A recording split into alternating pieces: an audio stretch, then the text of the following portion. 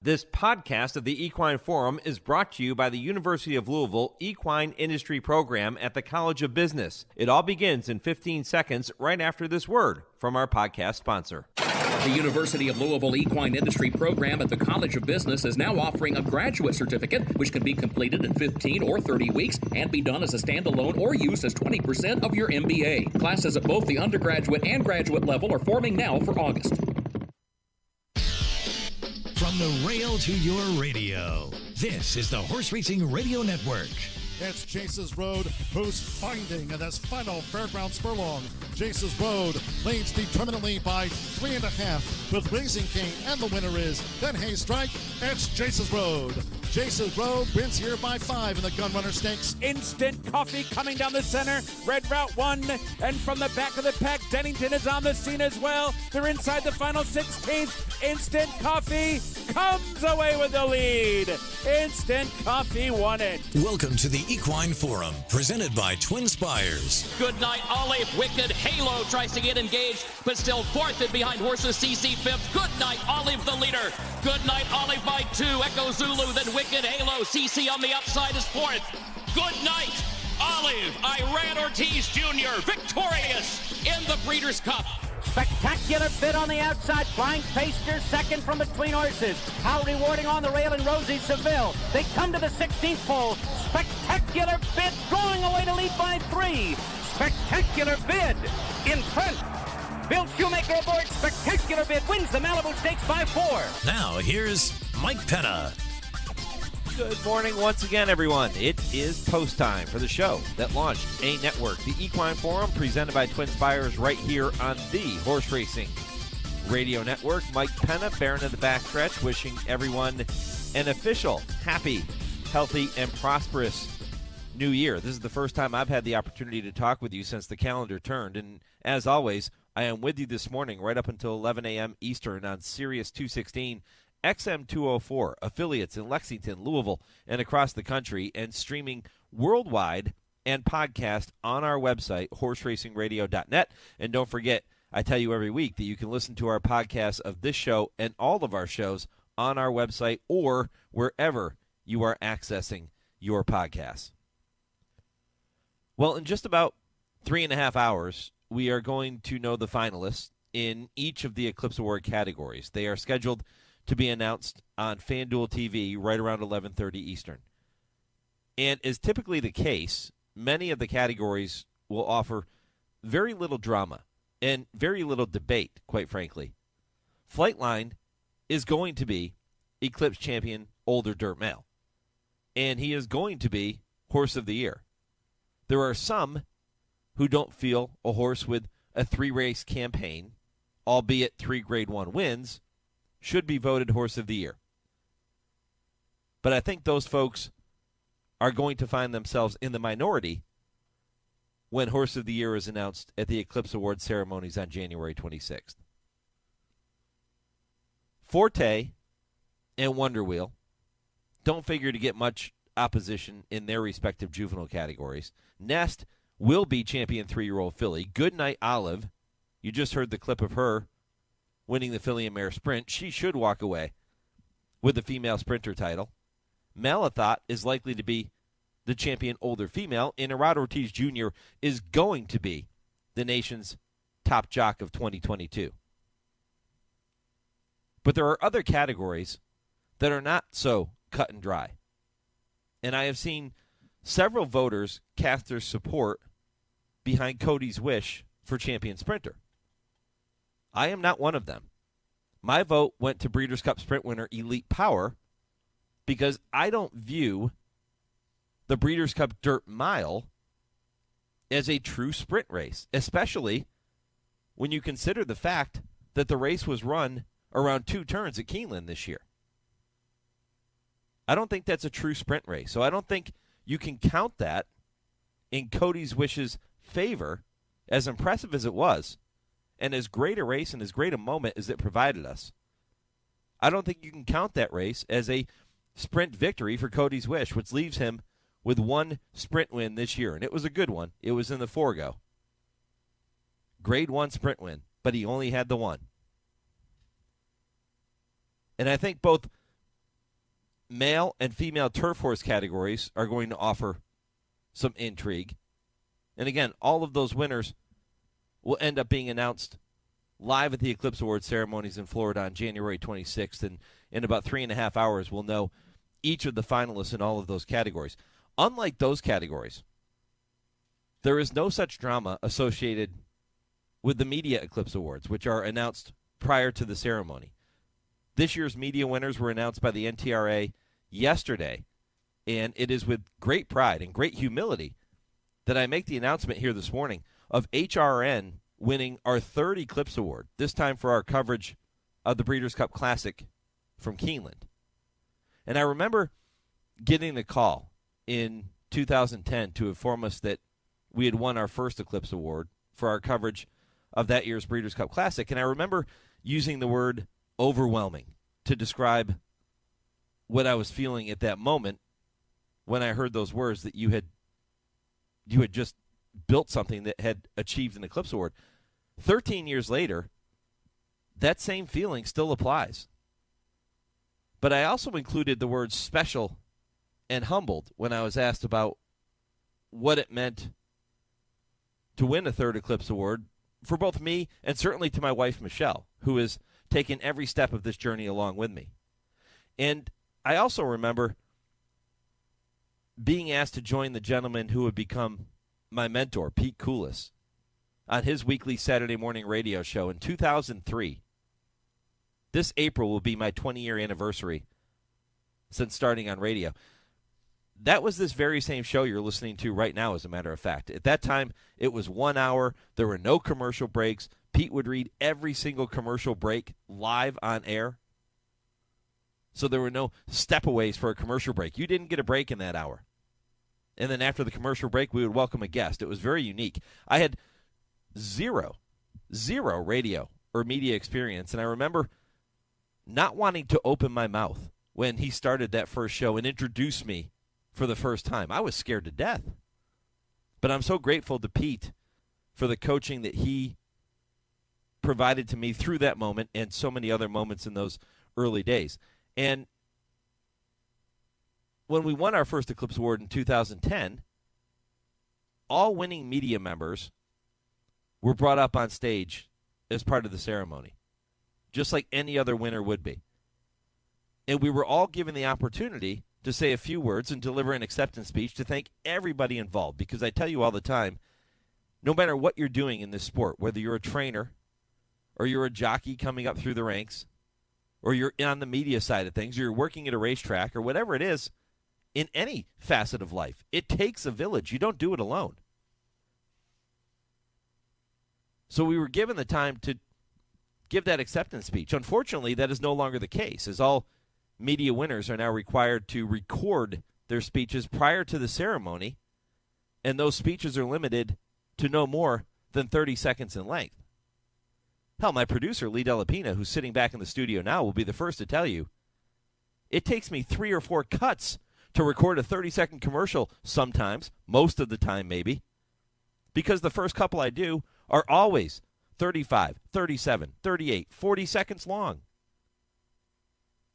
So I can only imagine how many cuts it will take me to do a 30-second acceptance speech for the Eclipse Award and not leave anybody out. So I think that's impossible. I think it's impossible that you're going to be able to get everything in 30 seconds and not leave people out who deserve to be mentioned. So, seeing this morning, as I am under no such time limitation on my own show, and if you'll indulge me for just a minute or two, I want to recognize everyone who had a part in making our coverage of the 2022 Breeders' Cup Classic a success. And it begins with my beautiful wife, Michelle, who has, for whatever reason, gone along with every ridiculous idea I've ever had since launching HRRN nearly 20 years ago. And trust me, there have been plenty. She made the move to start working with me full-time about 9 years ago. And every single person who works with us or has worked with us over those 9 years will tell you, without her handling the countless things that she somehow finds time in her schedule to do and take care of on a daily basis, there is no HRRN. It's that simple. Our producer, Lee Delapina, an engineer, Sean C., the man I call Chauncey, are as talented as they come. And they work tirelessly behind the scenes to put the pieces together and make all of our shows sound as good as they possibly can. And then there's our on-air team, which this year included my wonderful friend Jude Feld, who has worked alongside me longer than anybody else. Bobby Neuman, Jeff Bloom, who are both brilliant at what they do. Fanny Salman, who did a great job helping us both on air and on the production side throughout the 2 days of the Breeders' Cup, but certainly helping us through the Breeders' Cup Classic portion of it. And Justin Taylor and Keith O'Brien. Justin is the voice you hear on all of our pre-produced audio throughout the year. On every show, our Open to the Equine Forum. Welcome to the Equine Forum. That's Justin Taylor. He's fantastic. Keith O'Brien has such a unique voice, so skilled, and he records many of our other elements for us. But they do a great job, and they need to be recognized. Also, without the continued support of our sponsors, the folks who work at the racetrack, and everybody who takes time to join us as a guest on our shows to help us bring you the content that you become accustomed to hearing here on HRN. Without them, it wouldn't be possible to do what we do. So I want to thank Doug Cawthon and Three Chimneys Farm for becoming the title sponsor of our coverage of the Breeders' Cup Classic this year. The coverage was presented by their Breeders' Cup Classic winner, Gunrunner. Twin Spires and Vance Hanson for his contributions and their support. Joe Brown Nicholson and the KTA KTOB. There were so many sponsors throughout the 2 days of the Breeders' Cup. I could be here for another half an hour going through and thanking all of those individuals. But in terms of the Breeders' Cup Classic coverage itself, those individuals played a crucial role in helping us. Jane Lyon, the co-owner and breeder of Flightline, who graciously took the time to visit with me for an interview on this show, an interview that we used to produce a vignette telling the story of Flightline going from foal to racing superstar. Hall of Fame jockey John Velasquez, who rode Happy Saver. Johnny is always so gracious with his time. He caught up with Jeff Bloom after the race and stood there for an extended interview, sharing his thoughts on Flightline and describing what it was like to compete against him. And to hear it come from a Hall of Famer like Johnny V was pretty remarkable. There are people at the Breeders' Cup, Dora Delgado, Jim Gluckson, need to thank them for all of their support. They have been there for us since our very first Breeders' Cup in 2007. G.D. Hieronymus and Bob Urban at Keeneland, who got us set up with our technical needs, all the wiring, all the things that go into it behind the scenes. Fantastic stuff. My thanks to them. And to all of you listening to this show right now, and all of you who tune in to our programs throughout the year, listeners in more than 170 countries, make HRN their home for racing shows and racing coverage throughout the year. Thank you. Because if you're not tuning in, there's no point in us doing this. And for nearly 20 years now, you have tuned in to our content, and I thank you for that. So there you go. I knew I wasn't going to get it done in 30 seconds, so I wanted to make sure I thanked everybody that needed to be thanked here this morning. Thank you for bearing with me on that, but I think it's important to recognize everybody that's involved because, let's face it, the Eclipse Award is the highest honor we have in the sport of thoroughbred racing, and whether you win 1 or you win 100, they're all equally as special. All right, coming up on today's show, going to visit with Jen Shah from Dean Dorton. This is the time of year when a lot of you are starting to think about taxes. It's an unpleasant thought, but you're starting to think about having to put together all of those tax returns. Jen Shah will give you some insight as to how you might be able to save a few dollars or the things you can keep in mind when you're preparing those taxes this year from the equine perspective. Trainer Brad Cox is going to be with me at 8:35 Eastern.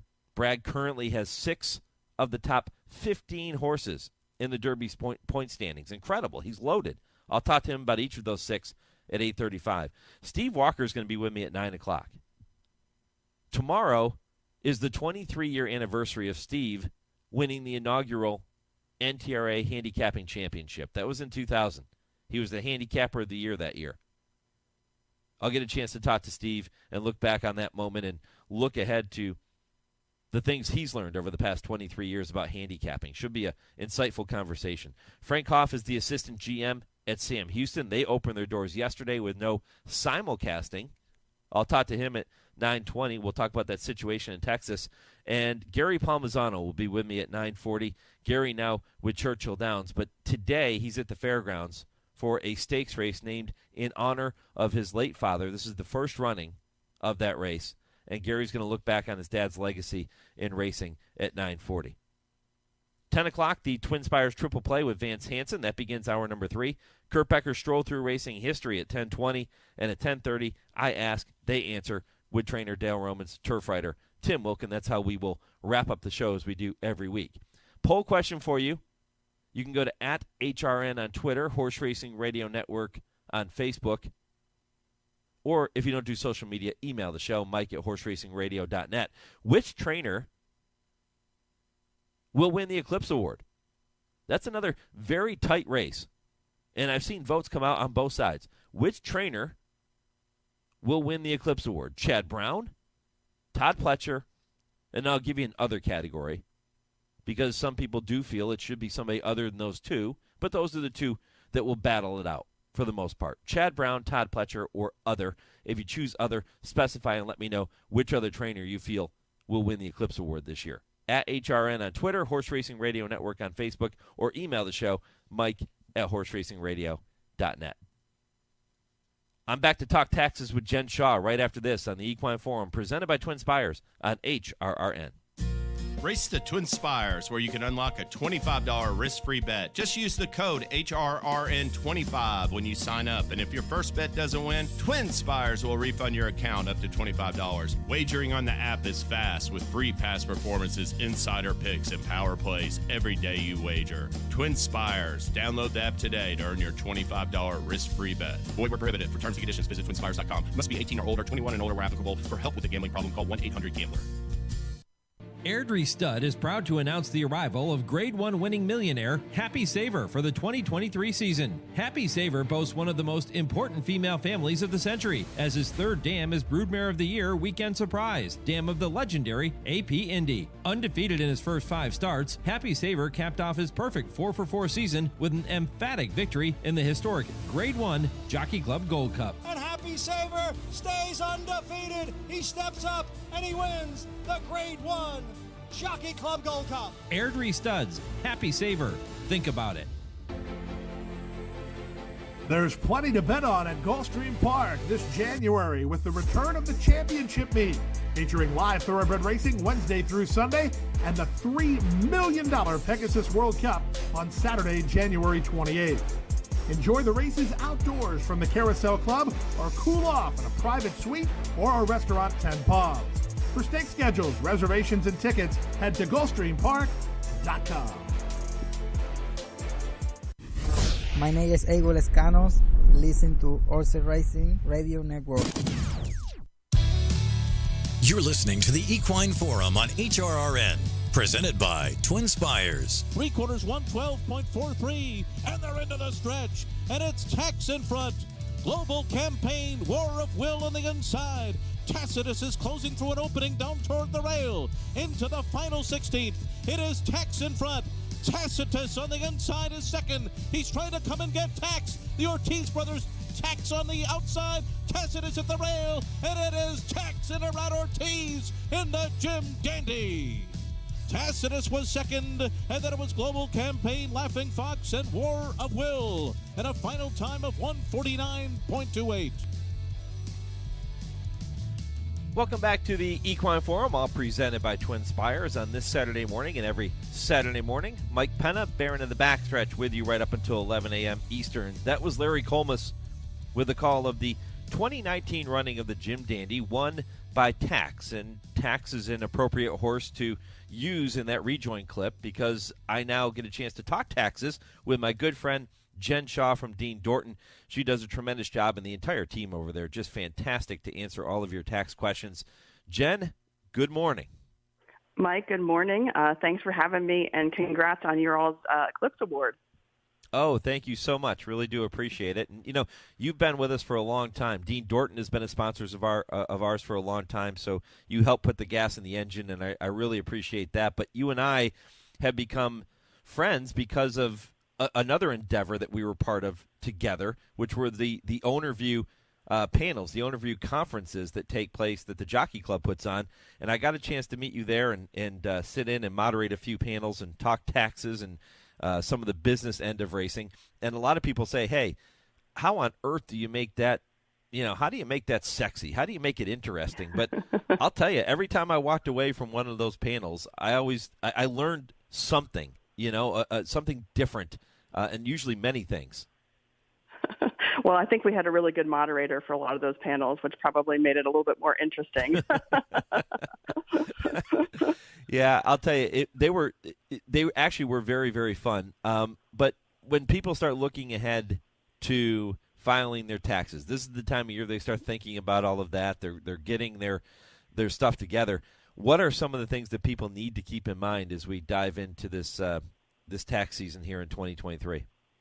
Sure. Well, I will say that the good news for most folks is that there's really not a lot of new tax law, which is welcome relief for taxpayers, I think, and for CPAs who have to file all this and keep track of all this. So after, we had big tax law changes in 2018, and then with the pandemic, we had some big changes that were retroactive even that were passed in 2020. So coming into 2022, it's really kind of business as usual with a few little tweaks. So I think it's good news there. I mean, we still have for 2022 on your horse operations, the 100% bonus depreciation is still available.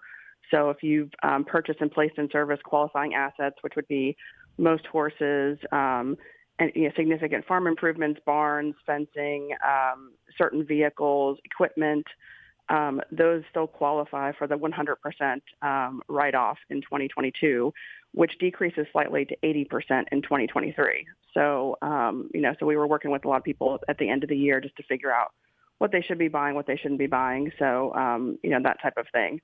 So it really, the only change that significance is for federal depreciation, yearlings have gone from a 3-year life to now a 7-year life. But again, with the 100% bonus depreciation, most people are writing off that purchase price anyway. So it may not matter from a federal perspective.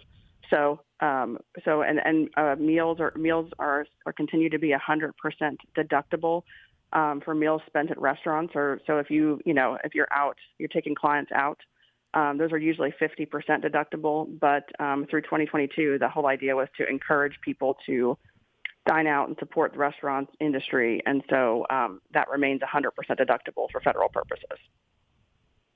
So not many changes for this year. And the 100% deductible portion of those things that you mentioned is certainly welcome news to a lot of people. Jen, what are some of the most popular questions you receive when you start talking to people in the equine industry about taxes and about write-offs and things like that? Yeah, so I think for most people, they want to understand, number one, just the general landscape, what tax incentives are available, not necessarily letting the tail wag the dog there, but just to understand, based if they can, put it in their business plan, what tax incentives might be available to them. But then the other big thing that we talk a lot with clients about is just the hobby loss, like a hobby versus business, and what that means from an IRS perspective, because hobby is actually a dirty word in the tax world. It's kind of a heads I win, tails you lose scenario for the IRS. So if I'm deemed to be a hobby, I have to pick up all of the income, but through 2025, I can claim none of the expenses. So it's a significant detriment. So a lot of times we work with clients to go over the 9 factors and make sure that they're aware of the 9 factors that the IRS uses to determine whether or not a horse operation or any business or any type of endeavor is a business versus a hobby, and put them in the best place possible. Because quite frankly, the horse business is a risky business.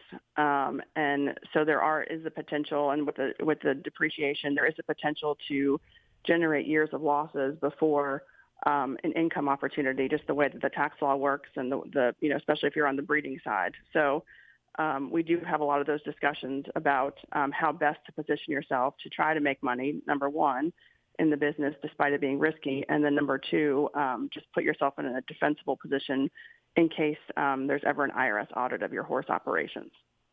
So if I am an individual that owns my own business, or I work in another industry and I decide I'm going to buy some racehorses, and I buy, I don't know, let's just say 5 racehorses at the sale, and then they go on and they race throughout the year, whatever the case might be, is there a threshold as to the number of horses I need to have in my stable to differentiate between that being a business and that being simply just a hobby of mine? Yeah, I wish there was. I can't tell you the number of times people have said to me, well, I have over 100 horses. This is not a hobby.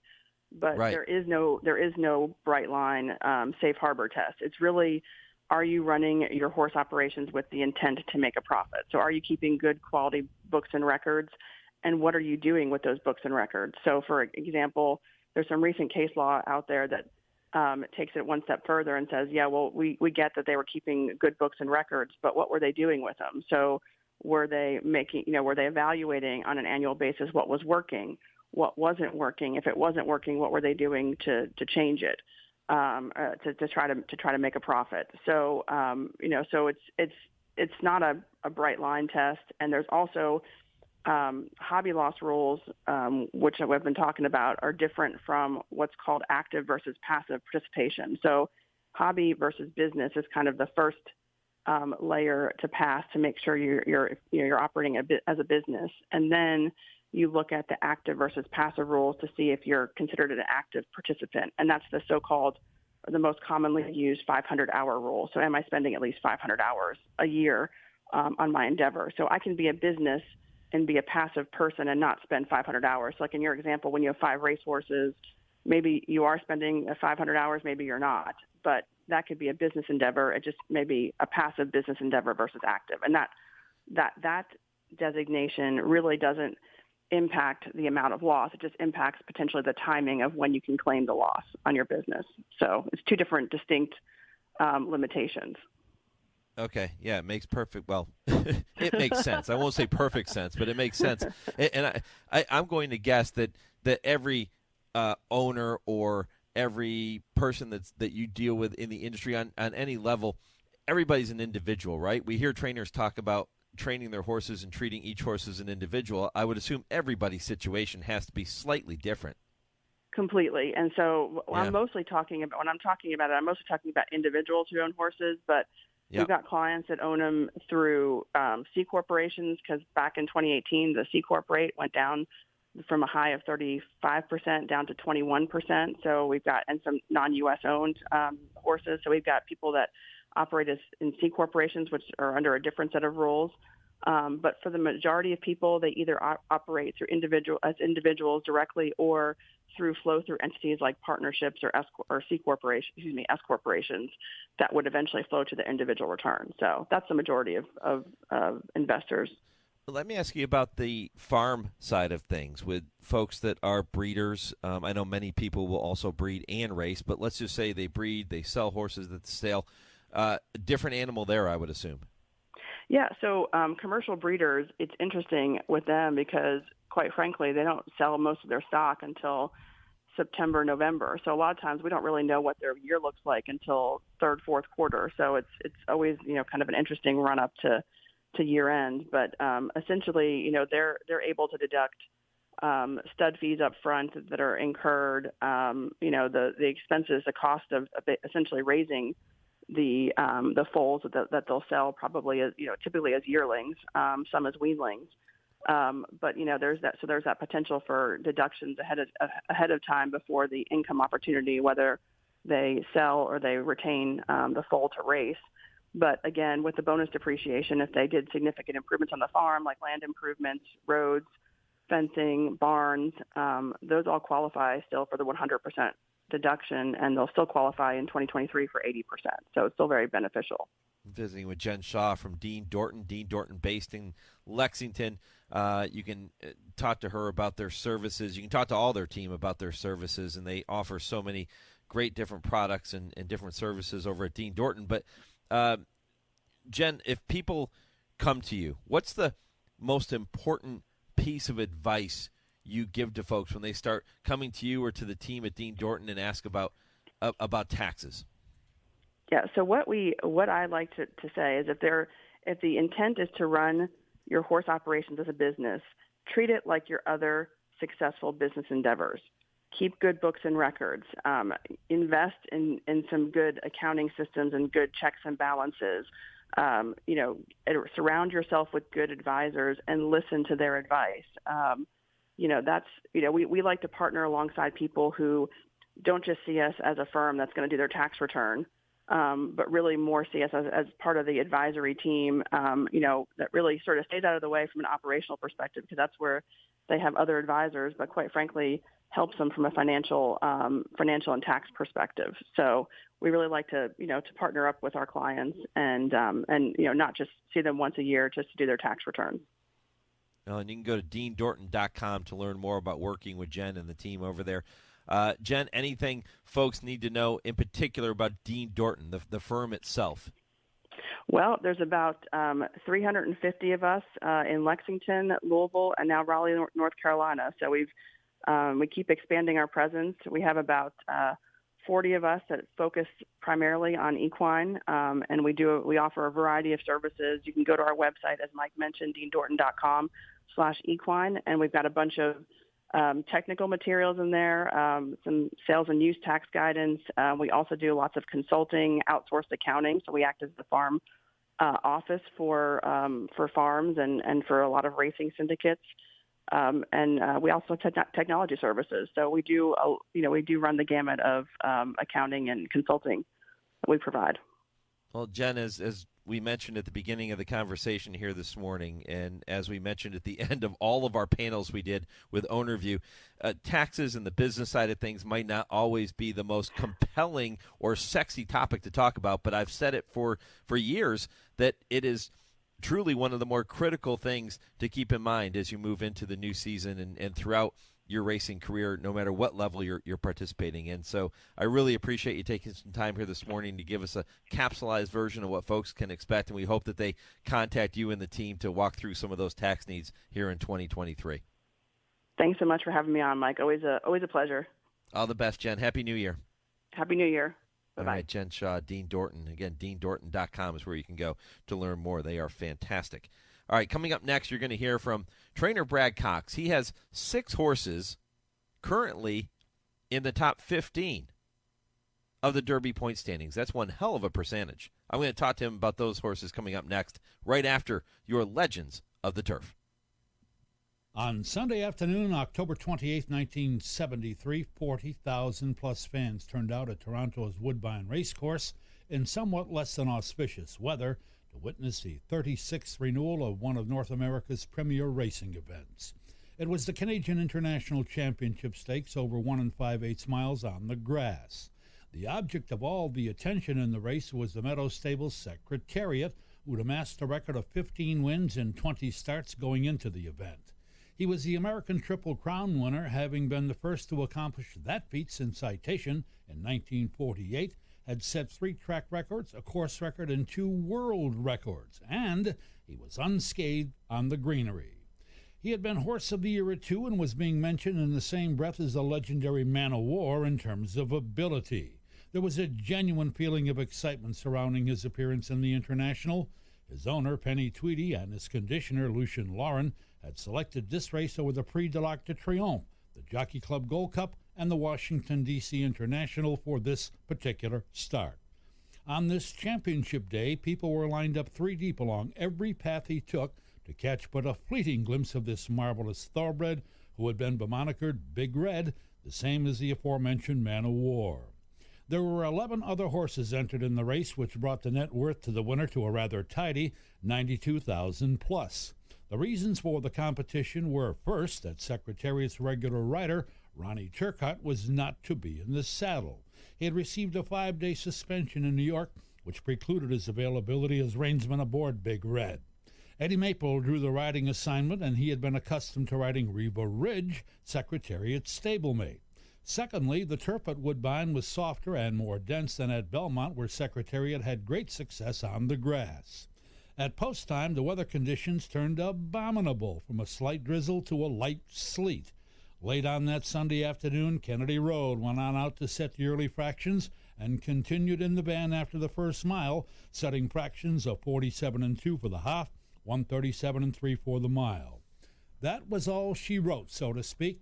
Secretariat, the big golden chestnut, was set down by Maple and literally exploded in typical Secretariat fashion, zooming to the front going into the last of 3 turns. He led by 3, then by 4, then by 6, and then by 12 open lengths, leaving a totally demolished quality field of thoroughbreds in his wake.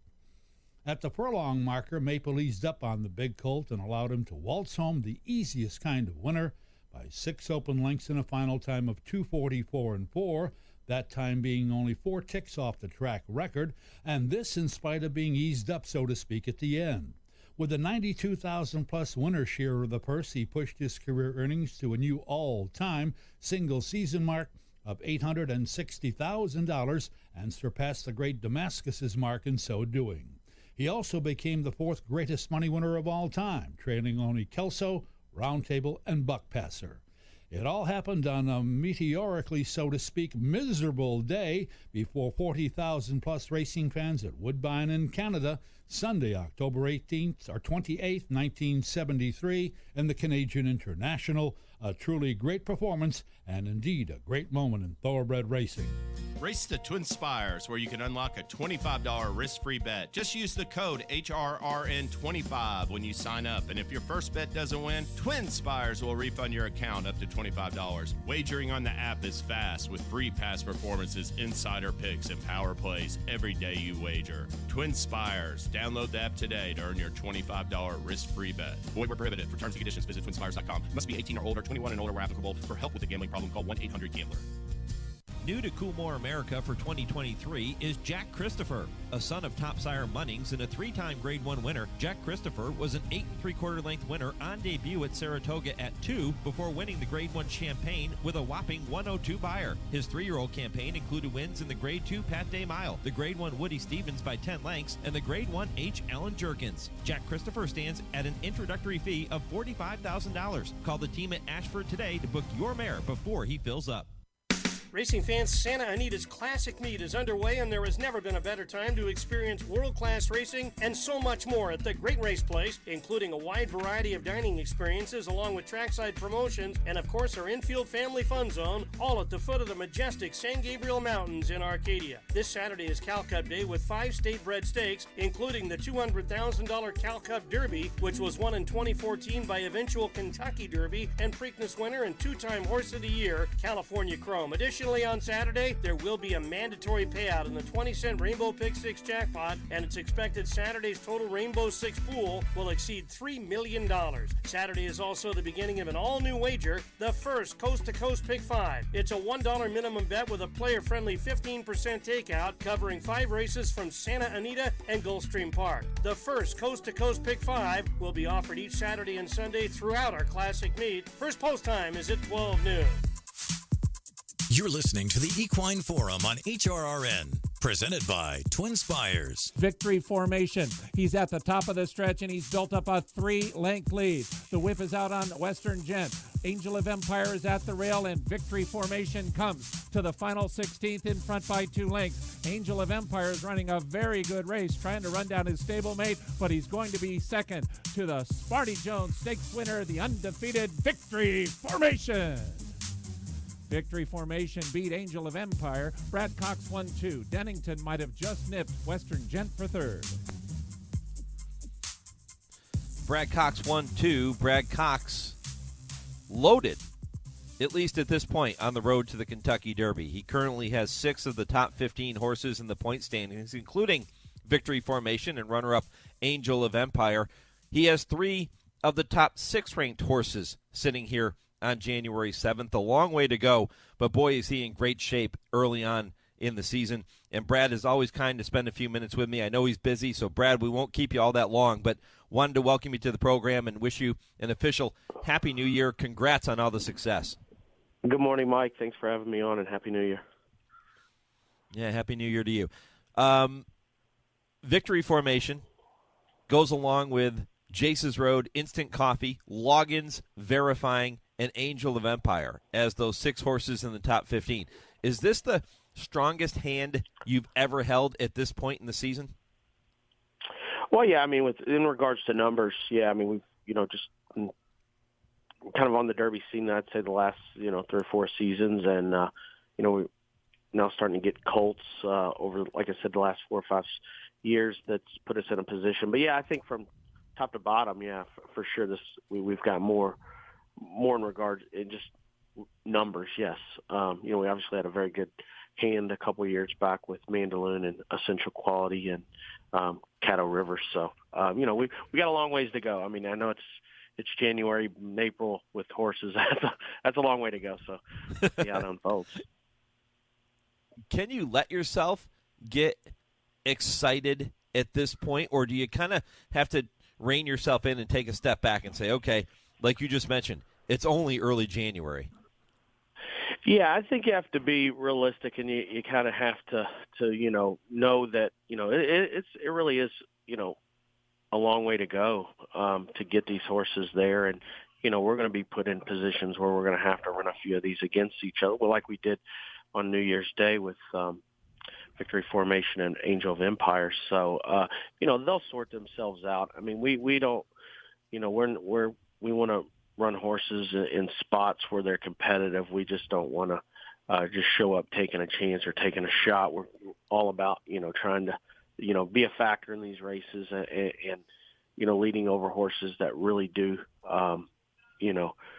or have earned the right, I suppose, is the best way to say it. They've earned the right to take that next step, like a Corona Bolt that is 2 for 2, and, we'll ask him to go 2 turns next time. Hopefully we're pointing for the Southwest or a Hit Show that's won a first level allowance last time, and he's 2 for 3, and he's one that we're pointing for the Southwest as well. So we try to bring the horses along, and we're not just throwing them in there just to say we have a horse or taking a shot, or we're trying to run these horses where they can be real players in the division.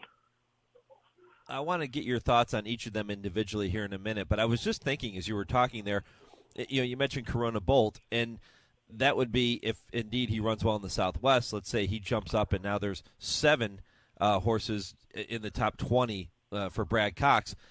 You certainly have plenty of other horses that you're worried about. It's not just the horses on the road to the Kentucky Derby, even though they get a lot of attention this time of year. How much time, Brad, are you and the team spending mapping out campaigns, not just for these horses, but for all the horses? How much time does that take up? I can imagine there's not enough time in a day. Yeah, no, like you said, it's not just the stake horses. It's your maiden 50s, your maiden special weights, whatever you may have. But no, listen, it has to be organized. I have great assistants and obviously great clients, but it has to be organized. Me and the assistants go through this stuff pretty much on a daily basis. We have a game plan. We have ideas.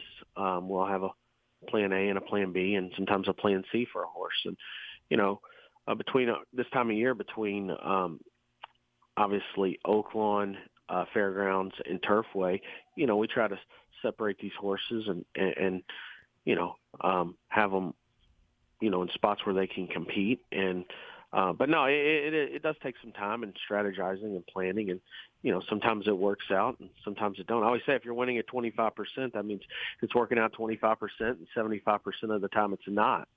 So that actually doesn't sound very good when you sit and think about it. But it's not. Horses sometimes run good races, just don't get it done. Yeah, you win with 25% in this game. You're a Hall of Famer. Yeah. So, but it's it is a lot, and but it's very fun at the high level. Pointing for these races like the Pegasus or the Southwest or the Risen Star, the LeComp, and bringing these horses along. It's really what it's all about for me anyhow. At one point, my stable was made up mostly of claimers, and now we've been very fortunate to be given some very nice young horses, and it's very fun to watch these horses to develop and take steps and improve, and it's what it's all about. Okay, since we heard the call of Victory Formation winning the Smarty Jones as I was introducing you, let's start with Victory Formation and Angel of Empire. Just your thoughts on what you're seeing from them and what gives you the confidence that they can move forward and looking ahead to a mile and a quarter on the first Saturday in May, that maybe they can be that type of horse. Well, I think Victory Formation passed his first two-turn test in flying colors. He's received some good figures in his first 3 runs. I think he's got another move forward, and hopefully has another move forward in him to be, a top Derby horse. We'll ship him back to the fairgrounds and start preparing him for either the Risen Star or the Rebel. He's a nice colt that I think based off pedigree and how he's able to shut things off mentally for a young horse could, ultimately get a mile and a quarter. Angel of Empire is a horse that the longer the better. So I don't think there's going to be an issue with distance for him. Obviously, he's not quite as quick as some of these other colts we have the early part of the race, but he definitely will stay on it and continue to grind and keep coming the further the races get. How about your Gun Runner Stakes winner, Jace's Road? Nice colt. We really thought a lot of this horse early on. He was able to win first time out. Second race was a little, if you watch it, was a little kind of odd to watch. He kind of basically took himself out of the race up the backside and then re-rallied. We liked him a tremendous amount going into the street sense. Track was muddy. It was a mess that day. Didn't really behave very well in the paddock. He just kind of left his race there. And he rebounded well in the Gun Runner. And, he's another one that we might be even looking at the Southwest with him as well, just because of a timing thing with the LeCompte coming back a little quick. But he's a nice colt. He's another one that seemed to be doing things easy on the front end the other day and finished up well. If you talk about rebounding well, you have to talk about Instant Coffee, who rebounded from his 4th place finish in the Breeders' Futurity at Keeneland to win the Grade 2 Kentucky Jockey Club Stakes at Churchill about a month and a half later. Tell me about Instant Coffee. He's doing well. We're pointing him for the LeCompte. He'll breeze this weekend here at the fairgrounds, and he's doing very well. I thought his race in the Jockey Club Kentucky Jockey Club was a good run, set off the pace, kind of wide throughout, and finished up well, kind of going away. So he's another one I think that only further the better. Loggins was runner-up in that Breeders' Futurity. Tell me about Loggins. Yeah, he's doing well. He's still on the farm. He's hopefully going to be back to us in the near future. Waiting to get a report on him the middle of the month, and we'll know more. And your Champagne Stakes runner-up, Verifying? He's doing great. We're pointing for an allowance race the middle of this month. He's going to work this weekend as well. And hopefully, that'll be his first start at 3, and hopefully, he'll graduate to, stake race following that. Brad, I don't know how the hell you do it, man. Keeping all the balls up in the air, all these 3-year-olds, all the younger horses, the older horses, it's incredible. Congratulations on all your success, and I know it's not just you, it's a team effort, but good luck along the road to the Kentucky Derby and the Kentucky Oaks, by the way. Real quick, any Oaks horses we should be keeping an eye on? Any fillies?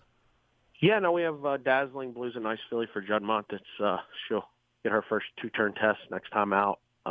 Galley's Look was second here in the Untappable day after Christmas. So she's a nice filly that had a nice work this morning that is doing well. So those are a couple that we're hoping can, take a march toward the first Friday in May. Brad, good luck. Appreciate the time, my friend.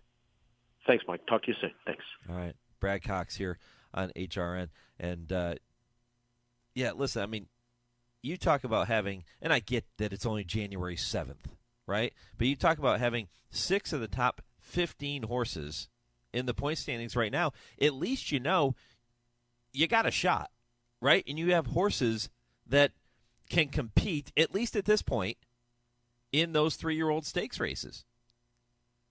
I think that's really the only thing you're looking for at this point, because so much can happen, right? I mean, horses can go to the sidelines with injuries or illness or whatever it might be. So he might lose half of those 6. Who knows? Or he might find out that some of those horses don't turn out to be the caliber that they need to be if they're going to progress and go a mile and a quarter on the first Saturday of May. And keep in mind, and I've said this for years, one of the hardest things to do in all of sports is to either own or train or somehow be involved with a horse that makes it to the starting gate for the Kentucky Derby. There are only 20. It is a very low percentage. When you look at the foal crop every year, a very low percentage of the horses that actually make it there. And there are more things that can derail your bid at a Kentucky Derby start. There's only one way to get there. Everything has to go perfectly. You have to show up on the big days. You have to earn the points now. You have to run your race when it matters most. And it takes a special horse to do that. It takes an even more special horse to do it repeatedly in more than one prep race. Yeah, you can get lucky. You can run in a 100 points race about a month out from the Derby, and you can finish in the top 3. You'll probably find yourself, well, top 1 or 2, you're definitely going to find yourself in the Derby field. You can get lucky with one good run, but the horses, last year aside, that typically tend to do well in the Kentucky Derby are the horses that are consistent all year long. And Brad's in a position now where he has a shot. He has 6. He may end up with more. That's all you're looking for at this point. And you got to get points now. The points you earn now are as critical to finding yourself in the starting gate on the first Saturday in May as the points you're going to earn in March and April. You take all the points you can get. We hear about this in sports many times. Whether it's hockey, I hear it talked about in the NHL quite often. The points you earn early in the season are just as valuable as the points you're going to earn when it quote-unquote matters most, getting closer to the playoffs. All of those points add up. The wins you get early in the season in the NFL are, believe me, just as important as the wins you get in the second half of the season making your way toward the playoffs. Just ask the Pittsburgh Steelers right now in the situation that they are in coming up this weekend. They'd love to have won one more game early in the season, and they're not the only team. There are plenty of teams that can say that, but it's like that in all of sports. Baseball, too. So, getting your points now, Brad's putting himself in a wonderful position to maybe have multiple shots at another Kentucky Derby. No, my thanks to him for taking time here this morning to walk through all of those horses, and we'll see how they fare going forward. All right, coming up next, it is the 2023 debut of Calling All 3-Year-Olds, which is presented by Spendthrift and done by our good friend and colleague here on the network, Bobby Neuman. Steve Walker kicks off hour number 2. I'll tell you more about him and all of the other guests coming up in the second hour of the show right after this. This is the Equine Forum on the Horse Racing Radio Network. Hi, Tony. Hey, Matthew. There's a reason why Tony's Steaks and Seafood is my favorite restaurant.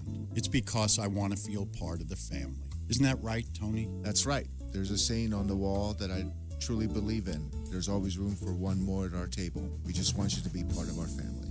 And believe me, you will be. It's Tony's Steaks and Seafood right across from Triangle Park. Visit them at Tony'sSteaksandSeafood.com. Looking for some excitement going into the new year? Laurel Park has plenty of live horse racing events to spice things up this January. The much-anticipated winter meet kicks off January 1st. Plus, we've got special MLK holiday racing on Monday, January 16th, and the Winter Carnival Stakes on Saturday, January 21st. Winter may be cold, but the racing at Laurel Park is hot. Learn more about upcoming January events by visiting laurelpark.com. Woodford Feed, where tradition merges with technology.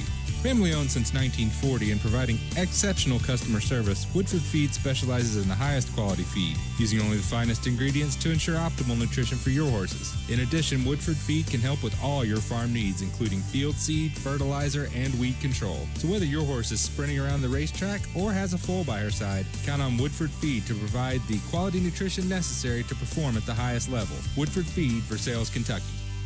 James Brown and Bill Cowher welcoming you back to Dennis Melvin's house. It's time for the Midnight Snack Run. This is one tricky obstacle course. Sticking to healthy habits in this kitchen is going to take focus and determination, but it can be done, JB. He's already entered the snack part of the course, and he's eyeballing a jar of chocolatey candy. That is tempting right off the start. Uh-oh, he's reaching, Bill, but he pushes it away. Great stiff arm. He's approaching a plate of delicious-looking iced cookies. Oh, Dennis, you only want one of those. He blows right by him for the apple. Oh, the fridge. It's make or break time, JB. He stares down some rich-looking treats.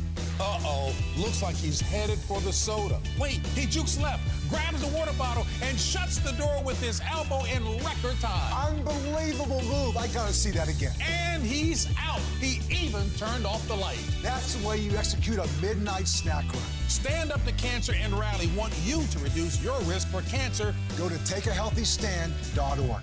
Trainer Talk, presented by Fasig-Tipton. Please join me in welcoming Hall of Fame trainer Todd Pletcher. Hall of Fame trainer Nick Zito on Trainer Talk. Welcome Hall of Famer Bob Baffert to the program. Hall of Fame trainer Shug McGahee, nice enough to spend some time with us. Hall of Fame trainer Bill Mott here on Trainer Talk. Dual Hall of Fame trainer Mark Cassie. Trainer Talk, the biggest names in horse racing. Wednesdays, 6 to 7 p.m. Eastern on Sirius 216, XM 204, and streaming live at horseracingradio.net.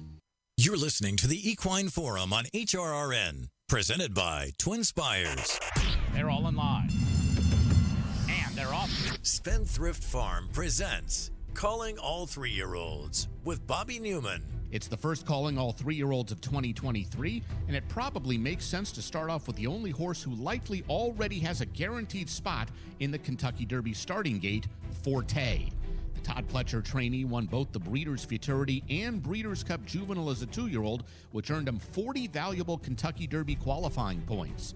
Last year, all runners with at least 30 points made up the top 20, with eventual winner Rich Strike only amassing 21 points, but getting in through a series of defections.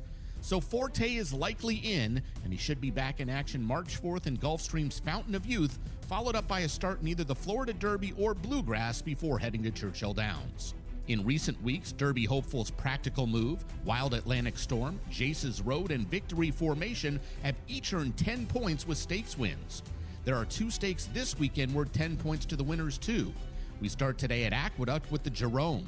Arctic Arrogance comes off a narrow defeat in the Grade 2 Remsen a few weeks ago, and the shorter distance of a mile today could help his chances. But it's a solid field that includes up-and-comers Neural Network and Lugan Knight. The pace should be hot. Tomorrow's Sham Stakes at Santa Anita sees 4 Bob Baffert trainees amongst the field of 6, including Breeders' Cup veterans National Treasure and Speedboat Beach. Baffert has won the race 8 times since its inception in 2001, including the past 3 runnings. Remember, none of his 4 runners are eligible for Kentucky Derby points yet. I'll be back with this week's top 5 list right after this word from Spendthrift.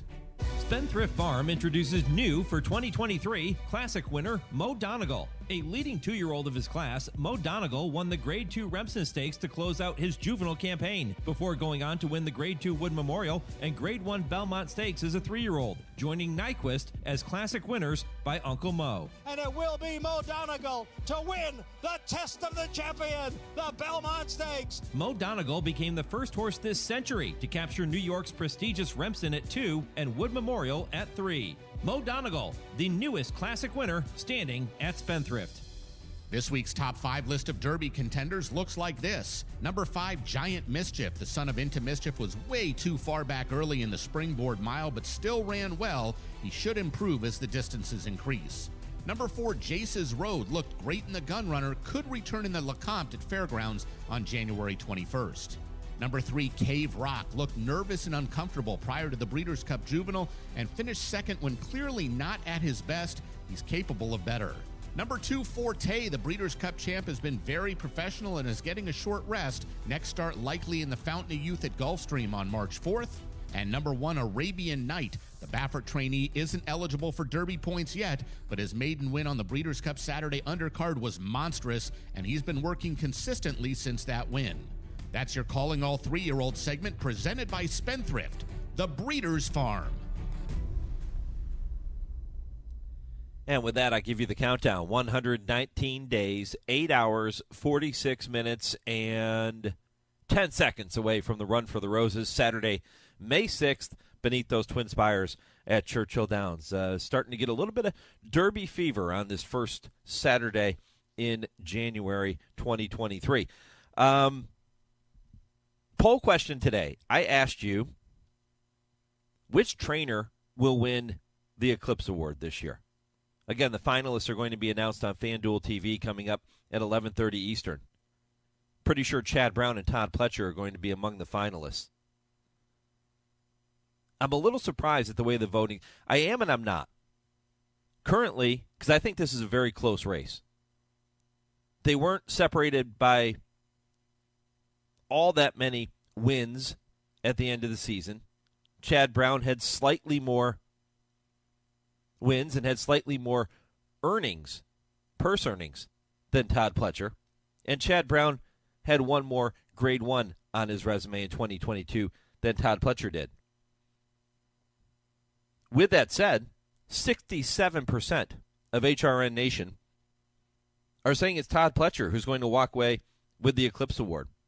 And I wonder how much of that has to do with Chad's situation at Saratoga this summer.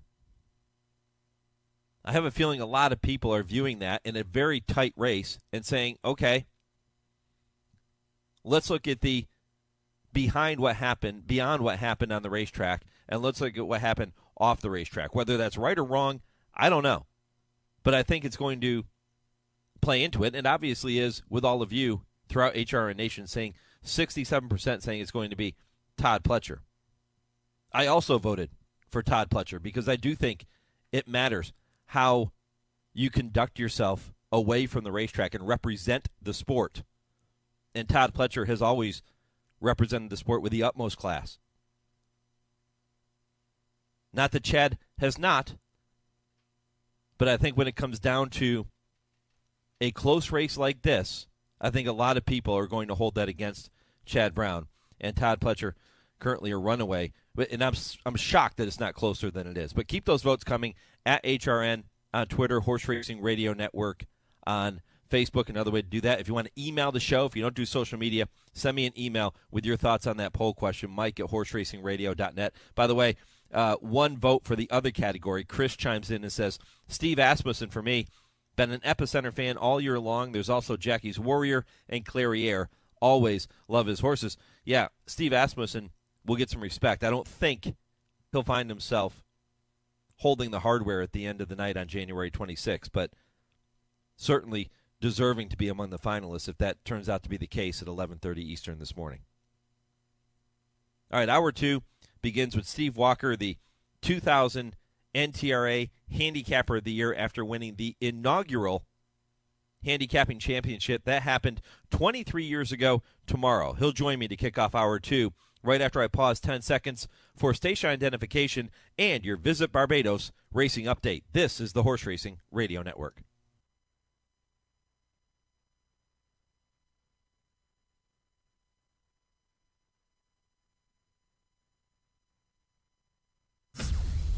The first Saturday of the new year offers stakes action from coast to coast with a slew of newly turned 3-year-olds beginning their journey to Churchill Downs in early May. In New York, that journey begins with today's $150,000 Jerome at 1 mile on the main track. A field of 8 is expected to meet the starter with New York-bred Arctic Arrogance expected to be among the top choices. The California Cup Derby and the California Cup Oaks at Santa Anita, the Turfway Preview Stakes in Northern Kentucky, along with the Dania Beach and Gingerbrew Stakes at Gulfstream and the My Dandy Stakes at Sam Houston will all showcase Kentucky Oaks and Kentucky Derby hopefuls. And that's your Visit Barbados Racing Update, brought to you by Barbados Tourism. Learn more at visitbarbados.org. If you've been waiting to discover that sweet spot where peace of mind meets the time of your life, then it sounds like you've been waiting on Barbados. You've been waiting to experience a meal that makes you book a flight to have it again. You've been waiting for adventure in the sun, from the majesty of horse racing and polo to the thrill of surfing our playful waves. From the moment you set foot on the island, you'll realize Barbados is exactly what you've been waiting for. Visit jetblue.com/Barbados for special vacation packages. This is the Equine Forum, presented by TwinSpires. Welcome back. Hour number 2 of a very busy Saturday morning, as it typically is here on the Equine Forum, presented by Twin Spires. Mike Penna, Baron of the Backstretch, happy to have you along for the ride right up until 11 a.m. Eastern. If you missed any portion of the first hour of the program, my conversation talking taxes with Jen Shah from Dean Dorton, or that extended conversation with Brad Cox just a short time ago, talking about his top 3-year-olds on the road to the Kentucky Derby, and then mentioning his horses on the road to the Kentucky Oaks. All you have to do is head back to our website, horseracingradio.net. You can listen to the podcast at your leisure. You can also do that on every major podcast platform. So however you get your podcasts, subscribe to Horse Racing Radio Network, and you can listen to all of our shows every single week throughout the year, including the Equine Forum. Just mentioned the poll question. Continue to weigh in on that. Which trainer is going to walk away with the Eclipse Award this year? Go to @HRRN on Twitter, Horse Racing Radio Network on Facebook to let me know your thoughts, or email the show, mike@horseracingradio.net. Well, 23 years ago tomorrow, Steve Walker made his way to the inaugural NTRA Daily Racing Form Handicapping Championship, and not only did he make his way there, he won the whole damn thing. And he is with me now to look back on that moment and look back on his career as a handicapper. He was voted Handicapper of the Year for that victory in the 2000 Handicapping Championship. And Steve, Happy New Year. Good morning, my friend. Thank you very much. Happy New Year to you, too. Really excited to look back on that anniversary, which takes place tomorrow, as I mentioned. When you think back on that day, what do you remember about that day? Oh, it was just so exciting. It was so much fun to be in a big competition like that and to do well. And it's just hard to really describe it other than just pure excitement and joy. I believe the field included, 160 handicappers, and the top prize was about $100,000. Is that right? Yeah, that's right. Yeah. And I read a quote as I was getting ready for the program here where you said, it was all about the winning. The $100,000 never really entered my mind. Yeah, that's true. And it was. I just wanted to win. I wanted to do as well as I could and make the best choices that I could. And it's so intense. You know, you don't get much sleep and you study hard and you try to handicap as many races as you can and make the best choices you can. And by the time it was done, I was just completely exhausted. Were you, and forgive me for not going back and looking up the actual progression of the tournament, but were you in front from the start, or did you have to come from behind? Oh, I had to come from behind. I got off to a really slow start. I missed my first 5 picks and didn't get even $1 for any of those. And then I started doing better as the first day went on, and I think I was in 5th place or at least in the top 10 at the end of the first day. So I was within striking range, which was what I wanted to do. And then on the last day, I just had a great day. I had lots of winners, and I hit several that were at really good odds. And there were still, 3 or 4 people coming down to the last race that could have beat me. And I actually picked a 9-1 horse instead of going with the favorite in the last race. And if I hadn't have, I would have finished probably 3rd or 4th because It was that close at the end. Was that a horse that you had tabbed as, okay, if I need this horse to try to win this thing, if I'm in contention, I can use this 9-1 shot? Or was it a horse that you felt pretty confident in? It was a horse that had a lot of promise. It was a young horse, and it had raced just one time, and 9-1 odds on a young horse that looked great and had a good workout tab coming in and had good breeding. And it was a tough call, but I didn't want to get this close and regret going with a favorite getting beat by him, because I knew everybody else would be shooting for a longer shot because they had a small lead. And for people that don't understand how those tournaments are structured, when you were there in 2000, you had to make 20 mythical $2 win and $2 place bets, and those come on 20 races. There are designated races, and I assume at that point, too, they had the optional races that you could choose a certain number from? Yes, they did. Okay. Yeah, so you go 0 for 5 to start. That's 25% of your bets are already gone, and you haven't put a single penny in your bankroll. Were you thinking at that point, oh, my gosh, I have no chance? Or were you thinking, okay, I still have 15 bets left. I can make the most of it? I didn't know what to think, really, because I've played a lot of tournaments over the years, and sometimes you start out bad and you just keep going and you don't hit anything. And other times, you turn it around and pick it up. But I don't know. Sometimes there's just magic there on a given day, and sometimes you just don't have it. Talking with Steve Walker from Lincoln, Nebraska, who took home the inaugural title of NTRA Handicapper of the Year. He was the Eclipse Award Handicapper of the Year in 2000 for that victory. And again, this tournament has been going on every year since, and it continues to build momentum, and it continues to increase the prize money, and they really are a lot of fun. Steve, do you remember what was your road to qualifying for that tournament? I went through Horseman's Park. So I qualified locally. At the time, I lived in Lincoln, Nebraska, and Horseman's Park was in Omaha, Nebraska. Take me back to the beginning when you first started handicapping and betting. How did that all come about initially for you? How'd you get hooked on the sport? I had some roommates that took me out to the races at Lincoln State Fair Park, and I'd never been to the horse races before. And I made $5 that day picking the middle choice out of the ones that were recommended by the handicappers. And so that was my first method or system. And then from there, I just started studying the past performances, and, I just developed my own methods, and I've used them ever since. How much time do you now spend betting races for yourself as opposed to playing in contests? Is there one that takes up more of your time than another?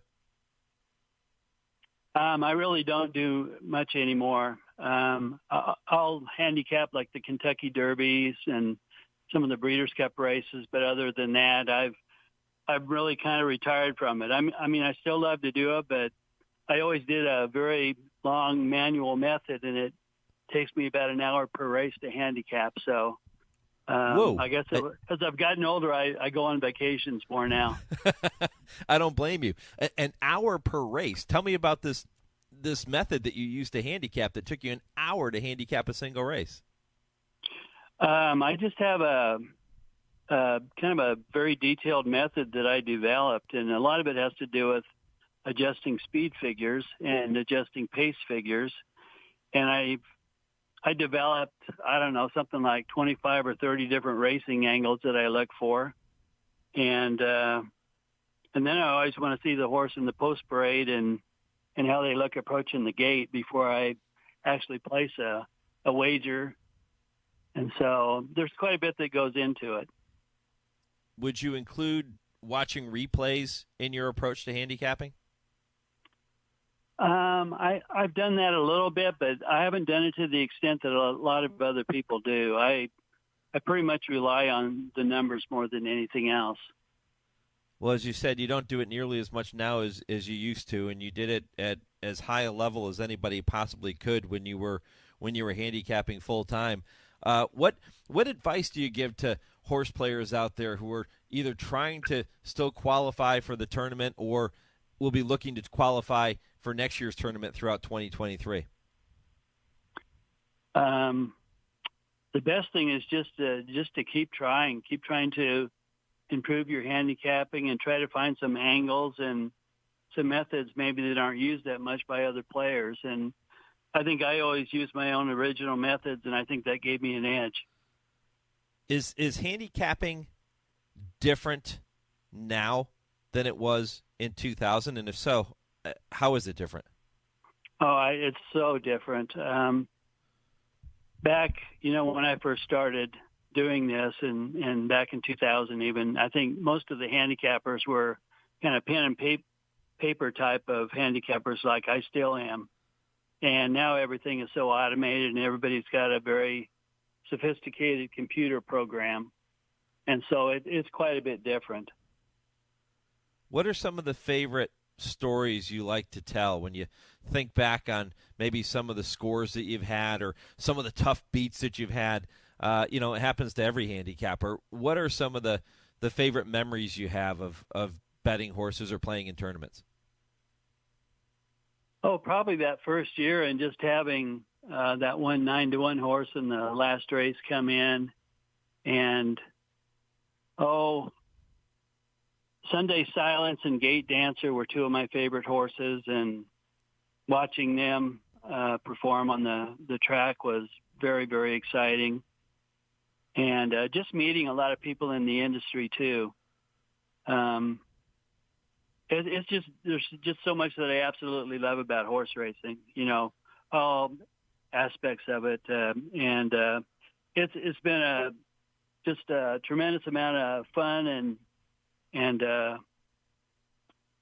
I guess pleasure too. Just having this as a hobby for most of my life. Do you remember the name of that 9-1 shot that won and gave you the title? I should, but I don't. I should have that ingrained in my brain, but I don't. Yeah. Hey, it was another horse, another 9-1 shot, and it provided you with the moment of your life in horse racing, and that's fine. What track was it? I think it was probably Gulfstream Park, but I'm not certain about that either. Yeah. Wow.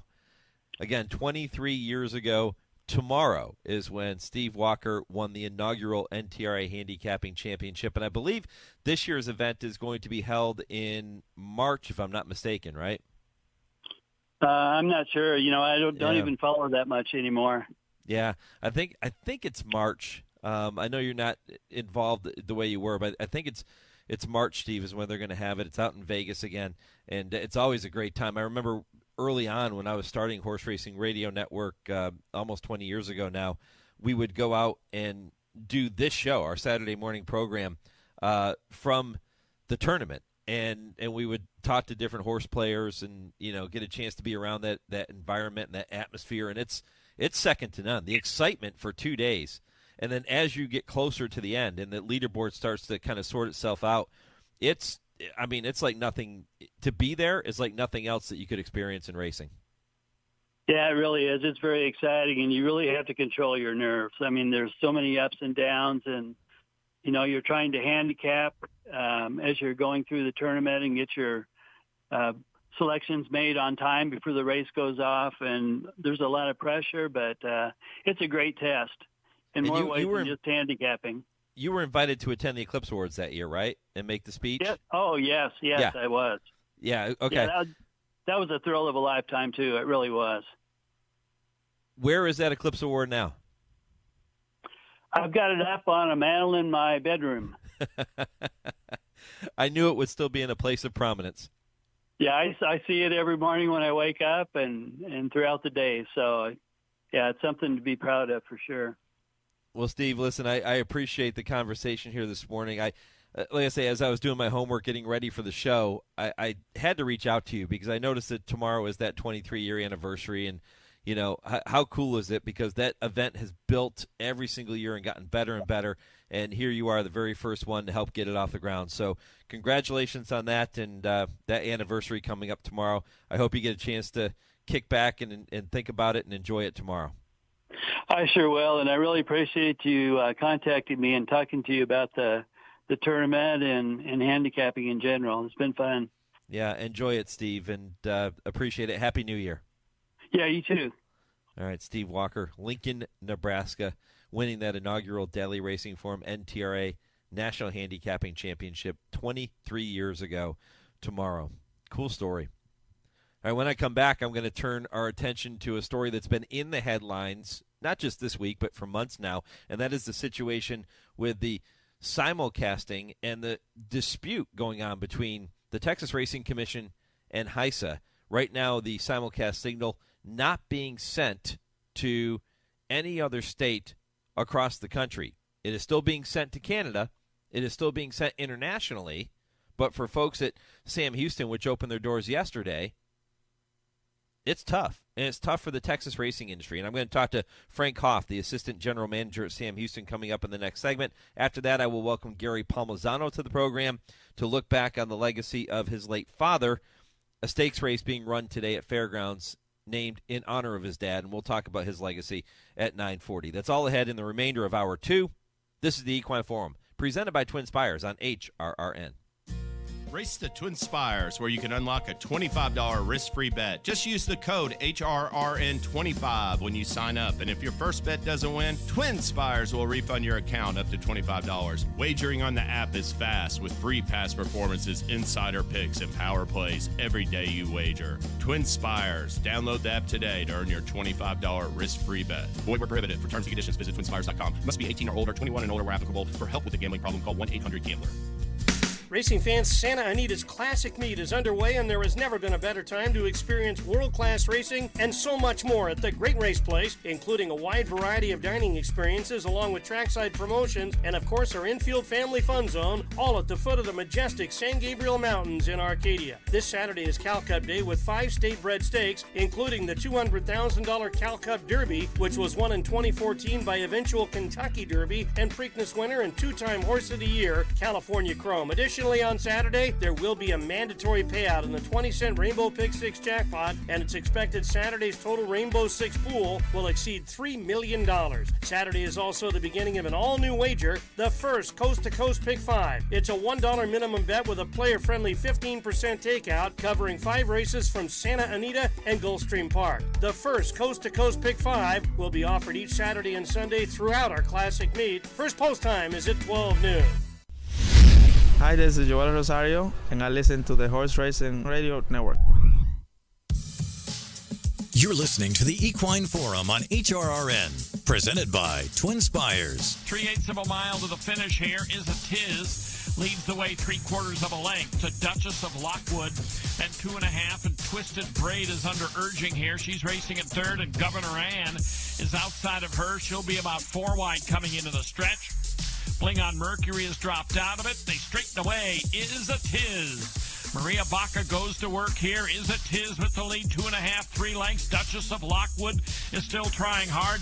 Twisted Braid is racing in third. Then Governor Ann to the finish here. Is a Tiz is going to graduate here and do it with authority over Duchess of Lockwood. Twisted Braid was third. Welcome back to the Equine Forum, presented by Twin Spires. Is a Tiz, a winner of that maiden race at Lone Star on July 21st of last year. Now one of the horses expected to be favored in today's $75,000 Darby's Daughter Stakes, which is part of the Texas Stallion Stakes Series coming up at Sam Houston later today. And it is a difficult situation for racing in Texas right now, but Sam Houston opened their doors yesterday, and that is good news. And Frank Hopf is the assistant general manager at Sam Houston. He is with me now here on HRN. Frank, good morning, my friend. Good morning, Mike. How are you doing today?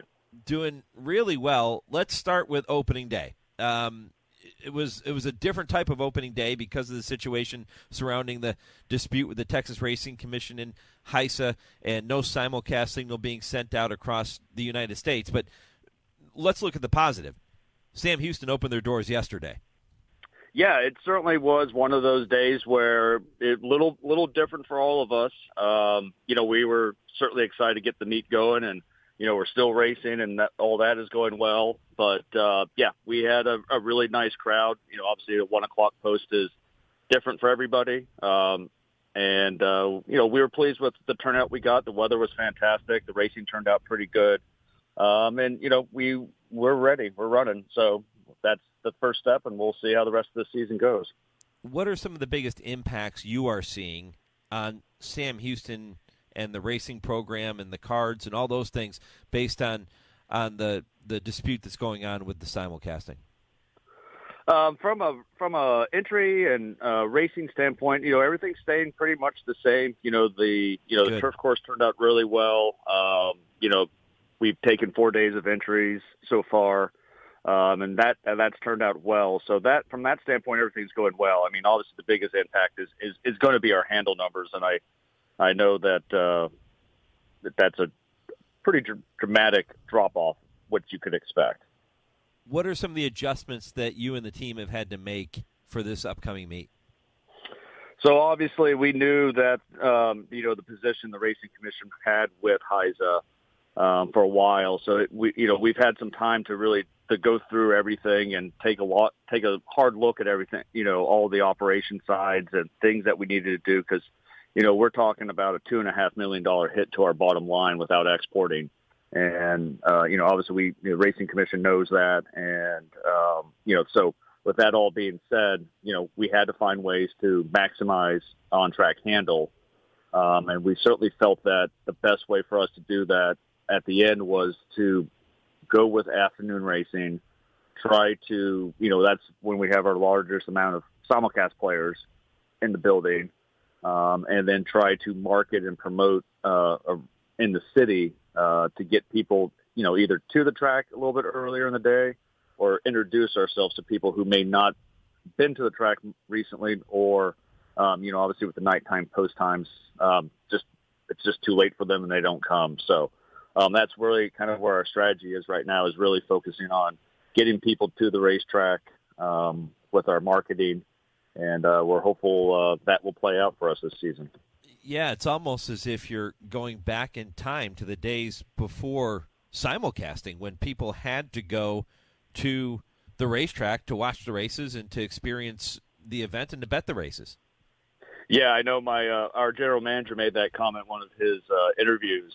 That was certainly even before my time at Stan Houston Race Park. But, yeah, it certainly feels that way, I can imagine. And, obviously things are tougher here because there is no ADWs as well. So it's you wouldn't expect it in 2023, that's for sure. But that's where we're at, and, we're going to make the best out of it and, put on a good show like we have the last couple of years for sure. Where does the situation currently stand between the Texas Racing Commission and HISA? Is this something that you think will have a resolution in a short period of time, or is this something that could go on for a while? We were hopeful we're hopeful that something will change during our meet.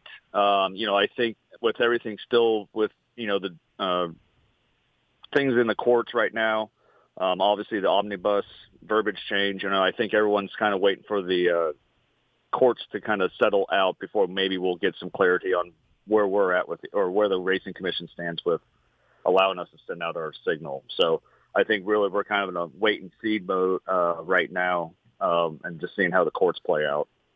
This is a topic I'm going to bring up with Dale Romans and Tim Wilkin in the final segment of the show at 10:30 Eastern, which is called I Ask, They Answer.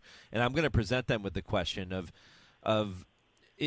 is there a chance that if this continues to go on for an extended period of time, that this eventually ends up doing irreparable damage to the industry in the state of Texas? I'll ask you that question now, Frank. Is that a possibility that if this drags on, that we might see damage that can't be undone? I don't want to think that way. I mean, obviously this is not a good thing for Texas racing, in my opinion. With the passage of the HIEA money a few years ago, that is still in play for the next few years. So that, from a purse standpoint, we're running for about $10 million this year. And obviously if things continue the next couple of years, as if fortunately if this export thing continues, from a purse money standpoint, we'll be able to run and offer, a solid purse structure to horsemen. Obviously from business side, those would be additional conversations that would be made, on, how many dates we run and, but, obviously I don't want to think that way. I want to make sure that we make this work. And, I don't want to think of any demise of Texas racing. Certainly, I certainly see that and hear that from people. But, we hope that we can get through this quickly and get back to what we have been doing the last few years down here. Yeah, amen to that. And I think most people are feeling the same way that you're feeling right now with that situation. But the doors are open at Sam Houston. They are racing, and there are some big days coming up. Not just today. I talked about the Texas Stallion Stakes Series, which takes place today. But there are other big days up the road. So why don't you go ahead and hit the highlights for me and tell me about what folks can look forward to. And maybe there are people out there that know, okay, we can't watch it on TV, but we're looking for a spot to go for a little vacation or a long weekend. Maybe we fly down to Houston, Texas, and enjoy everything Houston has to offer and take in some racing at Sam Houston. So walk through some of the big days coming up for me. Yeah, so on January 28th, we will be running the Houston Racing Festival.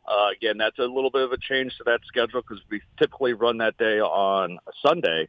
But again, with everything with the export, we moved it to Saturday. It's Pegasus Day, so it's obviously a great day of racing around the country. And, we'll continue to run the Houston Ladies Classic, the John B. Conley, the Bob Bork Texas Turf Mile. Those will be our 3 open stakes of the season. We'll have 2 other Texas-bred stakes for 3-year-olds that day. So we were able to, again, part of all of this planning was, we wanted to maintain these races, but we did have to modify purse structures and, maybe, for 1 year suspend a couple of the other open races that have done really well for us. But we're able to keep that day together, so we're excited about that. Also on that day, we are having an NHC handicapping tournament here at Sam Houston. So, any players that are interested to get in for that last spot for this year, or it's even a first time for the 2024 contest. So it's a last in, first in option down here. So we're looking forward to that day. And then in February 18th, we have Texas Preview Day. That'll be 5 stakes races for Texas breds. And then March 25th will be Texas Champions Day. And it's interesting that it's called Texas Champions Day, and we'll be running it during the day because usually we run it at night. But that will be 7 races. And then with that day, we're doing some special promotions. We're doing we'll have a first responders weekend. We're doing we partnered with Tunnels to Towers Foundation that weekend. And, obviously if there's, and I'm sure there's a lot of Astro fans out there, if they want to come to Houston and take a picture with the World Series trophy, they are doing one of their trophy stops at the track on March 25th as well. So, oh, cool. Obviously, yeah, so we're looking forward to having that and, make that a big day. And hopefully with in March, the weather's good.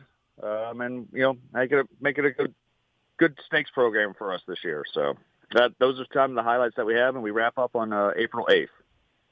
Talking with Frank Hopf, who is the assistant general manager at Sam Houston. The meet kicked off yesterday, continues today, and then as you heard him walk through some of the highlights of those key dates all the way through March.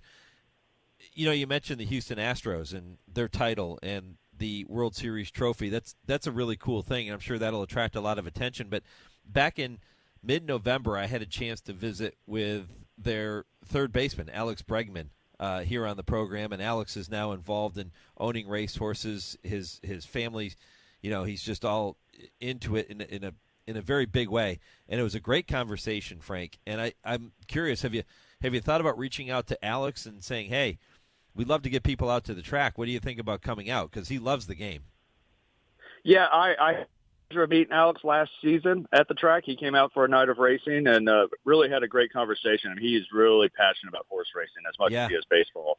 So it was really good. We're trying to make some contacts with them. Obviously they're getting ready to go to spring training, but we're still working to see if we can get him out to the track as well. But yeah, he's a great ambassador for horse racing, especially down here in Houston. So we look forward to working with him in the future, hopefully.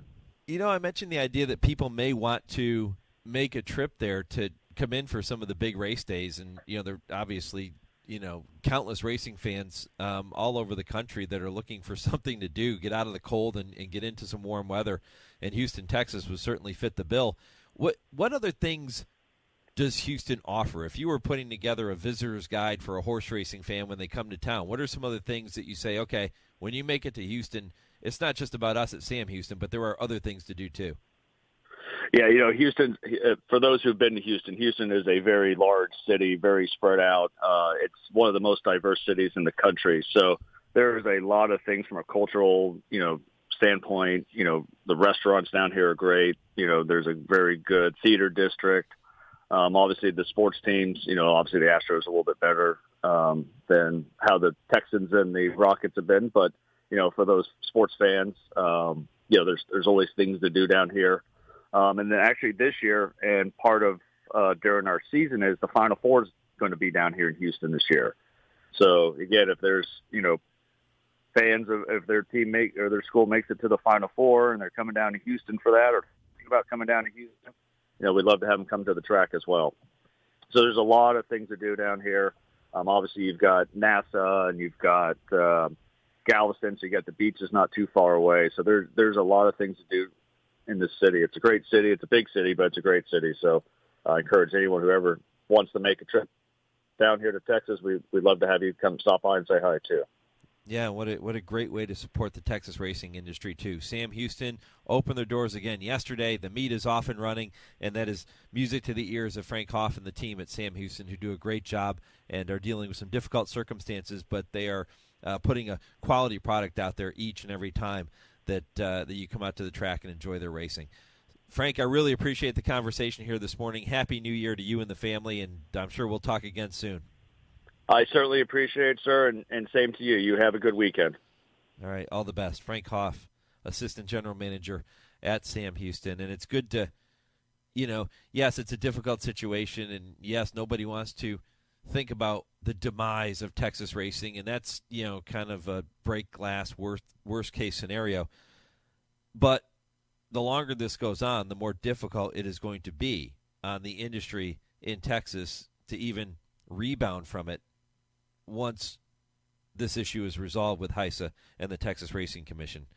But, if you're looking for a trip this winter, get out of the cold, just a long weekend, shoot down to Houston, Texas, and support them. They would certainly appreciate it. And tell them you're a member of HRRN Nation. I'm sure they'll take wonderful care of you down there at Sam Houston. All right, coming up next, I'm going to turn my attention to the fairgrounds and today's running of the Palmisano Stakes, which is named in honor of Gary Palmisano, who works at Churchill Downs. It's named in honor of his father, who passed away not long ago. So we'll get a chance to talk to Gary coming up here in the next segment. He'll look back on his dad's legacy. Then at 10 o'clock Eastern, I'll be joined by Vance Hanson for this week's Twin Spires Triple Play. 3 races you can keep an eye on later today. Kurt Becker strolled through racing history at 10:20, and I Ask, They Answer with Dale Romans coming up at 10:30 Eastern Time. This is the Equine Forum, presented by Twin Spires on HRRN. Race the Twin Spires, where you can unlock a $25 risk-free bet. Just use the code HRRN25 when you sign up. And if your first bet doesn't win, Twin Spires will refund your account up to $25. Wagering on the app is fast with free past performances, insider picks, and power plays every day you wager. Twin Spires. Download the app today to earn your $25 risk-free bet. Void where prohibited. For terms and conditions, visit TwinSpires.com. Must be 18 or older, 21 and older where applicable. For help with a gambling problem, call 1-800-GAMBLER. There's plenty to bet on at Gulfstream Park this January with the return of the championship meet, featuring live thoroughbred racing Wednesday through Sunday and the $3 million Pegasus World Cup on Saturday, January 28th. Enjoy the races outdoors from the Carousel Club or cool off in a private suite or a restaurant 10 Palms. For stake schedules, reservations, and tickets, head to GulfstreamPark.com. It's time now to shine the spotlight on the Darley Taking the Reins Performer of the Week. Frosted Departure inside, 2 Eagles River outside, 2 Eagles River maybe half ahead. Frosted Departure counter punching inside. Frosted Departure, 2 Eagles River. This is going to be a nose either way. Frosted Departure. Frosted Departure, the 2-year-old son of Darley stallion Frosted, refusing to get beat in that ultra game victory in the $150,000 Renaissance Stakes at Oaklawn this past weekend, making him your Darley Taking the Reins Performer of the Week. Darley Stallion Frosted. Frosted Departure was one of 8 2-year-old stakes horses sired by Frosted during the last 4 months of 2022. No other stallion could top him, and only Into Mischief and Bolt Doro could match him. Frosted stands for a 2023 fee of $10,000 live full. Learn more about Frosted and all the Darley Stallions by visiting DarleyAmerica.com. This is Dale Romans, and you're listening to the Horse Racing Radio Network. You're listening to the Equine Forum on HRRN, presented by Twin Spires. Adam Beschizza has Braun and Brow poised to score. Here's Braun and Brow, who looms large for Churko as these 2-year-olds straighten up for the quarter pole. Big Scully straightens away clear of that one guitar, and Pocket Money has been pulled up. Pocket Money pulled up. Half mile 45.59 seconds. 1 furlong to go. Braun and Brow roused to a short lead from Charco against the rail as they fight for it past the 16th. Big Scully's a one-pace third.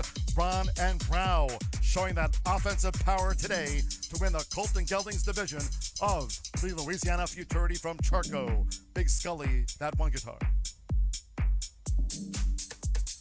Welcome back to the Equine Forum presented by TwinSpires on this Saturday morning. Mike Penna taking you through up until 11 o'clock Eastern. That was John Dooley with the call of the Louisiana Futurity. Braun and Brow getting the victory. He will be among the favorites in today's Gary Palmisano Memorial Stakes at the fairgrounds. It is named in honor of the late trainer and racing official and his son, a prominent member of the team at Churchill Downs, Gary Palmisano Jr. He is the executive director of racing, and he is with me now here on the Horse Racing Radio Network to look back on his dad's legacy in the game. And Gary, really do appreciate the conversation here this morning. No, thank you, Mike. Really appreciate you guys having me on to talk about what's going to be a special day today for my family and I. Yeah, no doubt. You are at the fairgrounds. This is the very first running of this race. It's tremendous that they would honor your dad in this fashion. Tell me a little bit more about your father and his impact and his legacy on the game. I know he was a trainer. I know he was a racing official, but I'm sure there was far more to that story. Yeah, no, absolutely. I think my dad started training, 50 years ago. It was a high school summer job for him. Just kind of killing time between school years, and he really took a liking to it and found a passion with horses and horse racing and wanted to make a life of it. And so, long time horse trainer here around the Louisiana circuit, sort of based at fairgrounds. And I think most folks in the 90s and early 2000s will remember him for training for the Krantz family, who were the owners of the Fairgrounds Racecourse all through that time. And there was a real family affair for everybody. The Krantzes really got into racing when they took over the racetrack here. And, they wanted to see their horses prominently featured at fairgrounds, and they ponied up some money to try to acquire the best Louisiana bred horses they could come up with. And they had quite a bit of success with my dad kind of at the helm as their trainer. And then after Katrina, I left Louisiana and went to Louisville to kind of start my career off, and he decided that he wanted to do something different, so he was the paddock judge at fairgrounds for about 10 or 12 years after training. So, yes, long-time dedicated Louisiana horseman. And I'm going to go out on a limb and say that he is the reason you are hooked on the sport of thoroughbred racing. There's no doubt. I mean, that this game is, you get bit by the bug at an early age, and I'm always fascinated to hear how people found their way to horse racing. But there's no doubt, I found my way because of him and the passion that he had for the sport that he passed on. I mean, I spent, there's photos of me 4, 5, 6 months old at the barn and jumping right in on racing, and, proud of what my dad accomplished and the path he set forward for me. But he had always told me that I was welcome to work in horse racing, but he did not want to see me on the backside. So he always encouraged me to follow around some owner or go meet some politician or shake hands or do whatever. He wanted to see me in the game that he loved so much, but in a different capacity. And fortunately, things have sort of worked out to his plan. Isn't that interesting? I hear that from so many people in the industry, whether it's a father talking about their son or their daughter or vice versa. It seems like, yes, trainers make a living in this sport. It's not an easy living. It's a grind. And it seems as if most trainers will tell their kids, okay, look, if you want to do this, I'm not going to discourage you. I will support you, but I would much rather you go do something else. Yeah, no, absolutely. I mean, that was sort of the message as well.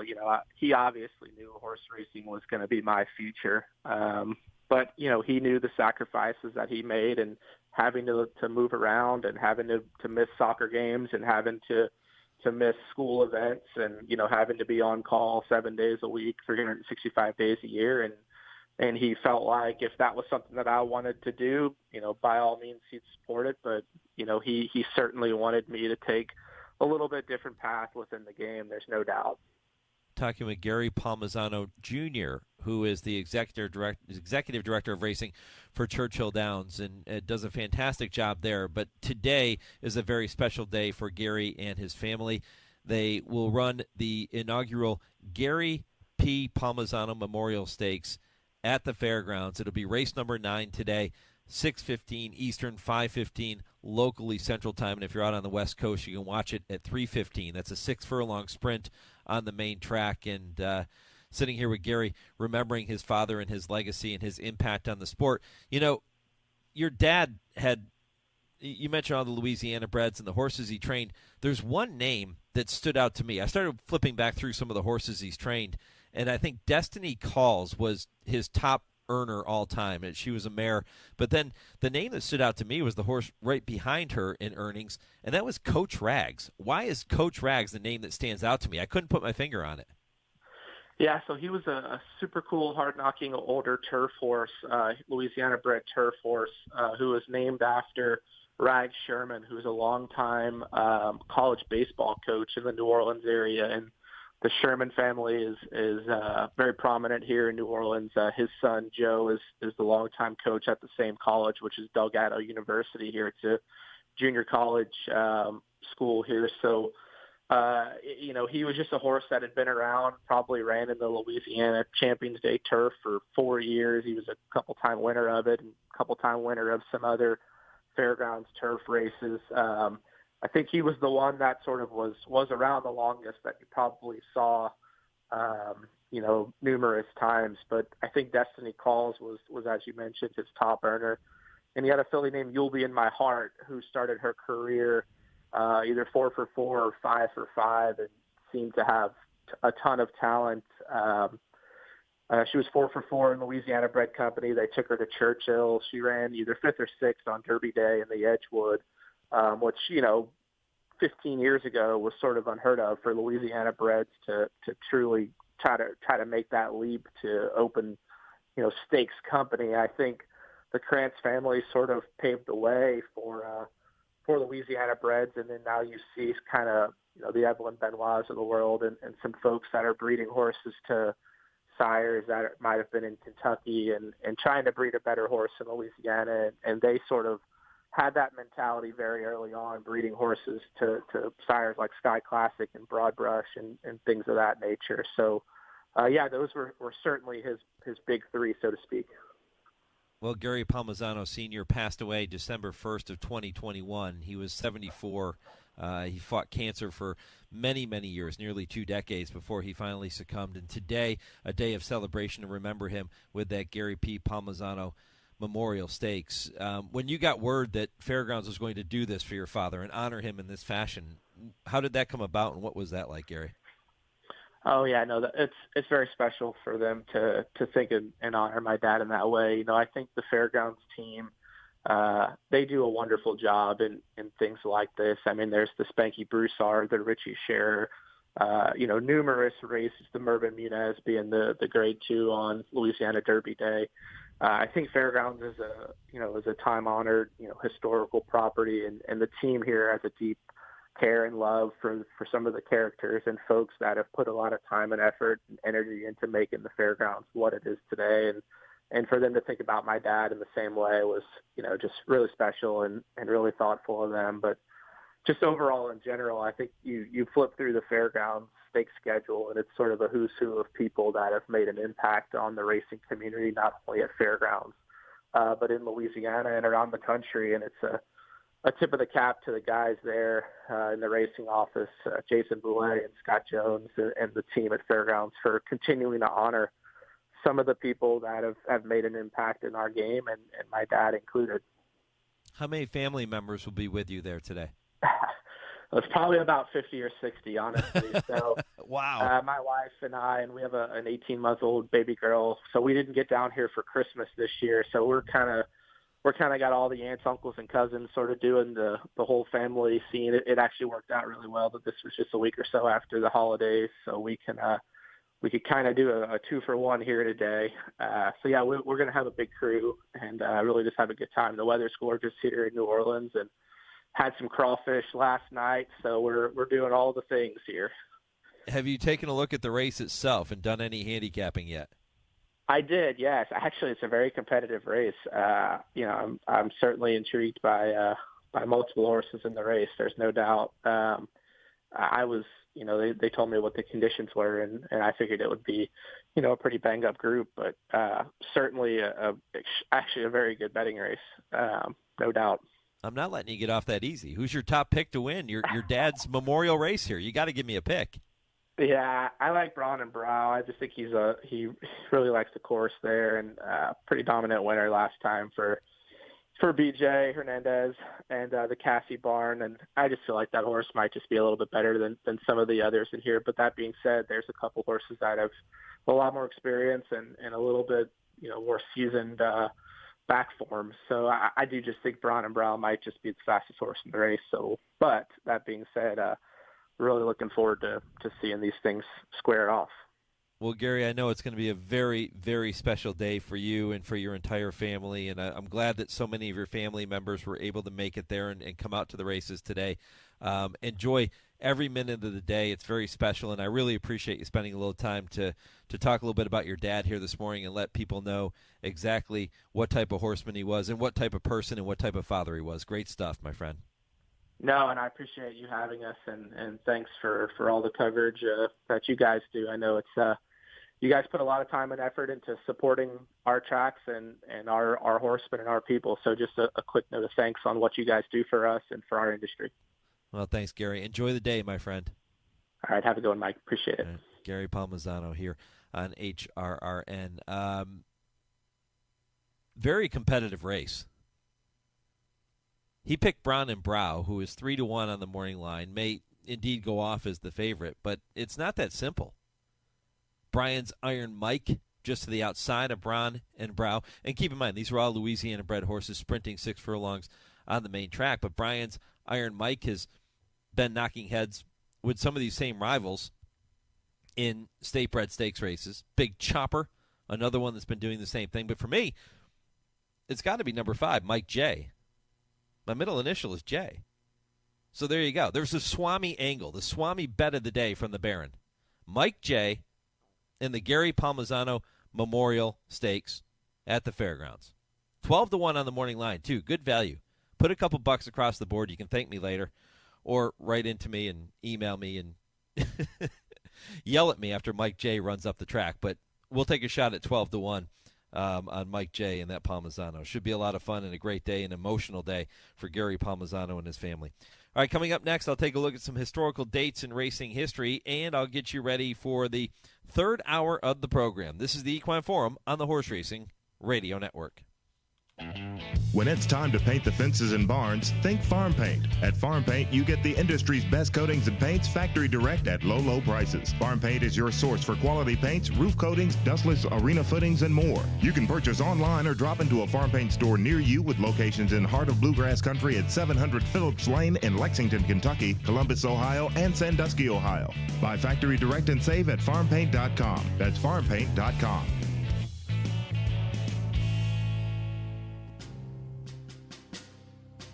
On the battlefield, there's a saying America's military men and women live by. Never leave a fallen warrior behind, ever. Off the battlefield, Wounded Warrior Project operates with the same goal. We leave no warrior behind. Wounded Warrior Project is a non-profit organization created to help our men and women returning home with the scars of war. Whether those scars are physical or mental, we're here to make sure that they heal. And whether it's helping those with post-traumatic stress disorder live a normal life again, or giving much-needed support to injured warriors in veterans' hospitals. Because no one deserves our help more than the men and women who risk their lives to keep us safe. Wounded Warrior Project. We never leave a fallen warrior behind. Ever. Learn more about what we do at woundedwarriorproject.org. In honor of all those we've lost to cancer and those still fighting and thriving, like basketball analyst and cancer champion Dick Vitale, I want to beat cancer. I'm going to beat it. That's no doubt in my mind. I'm going to win this battle. Defeating cancer will take all of us. Join our team to help fund game-changing research that saves lives. At the V Foundation, V is for victory over cancer. V is for victory over the odds. V is for victory over health disparities, victory over setbacks, victory over the unknown. V is for victory over giving up. Don't give up. Don't ever give up. Donate to the V Foundation to join our team and help save lives. Cancer can take away all my physical abilities. It cannot touch my mind, it cannot touch my heart, and it cannot touch my soul. 100% of donations fund game-changing cancer research. Donate now to the V Foundation at v.org. Want to get the latest HRRN content directly on your computer or mobile device? Then subscribe to our podcast using the Podbean app or Apple Podcasts. Just go to hrrn.podbean.com on your computer and click follow, or download the Podbean app and search HRRN. You can also find us on Apple Podcasts and listen to our latest episodes anytime. Don't miss a thing. Subscribe to our podcasts today. Yo guys, they call me Jersey Joe, but it's only Joe Bravo. Call me whatever you like. Just so happy that you're listening to Horse Racing Radio Network. You're listening to the Equine Forum on HRRN, presented by TwinSpires.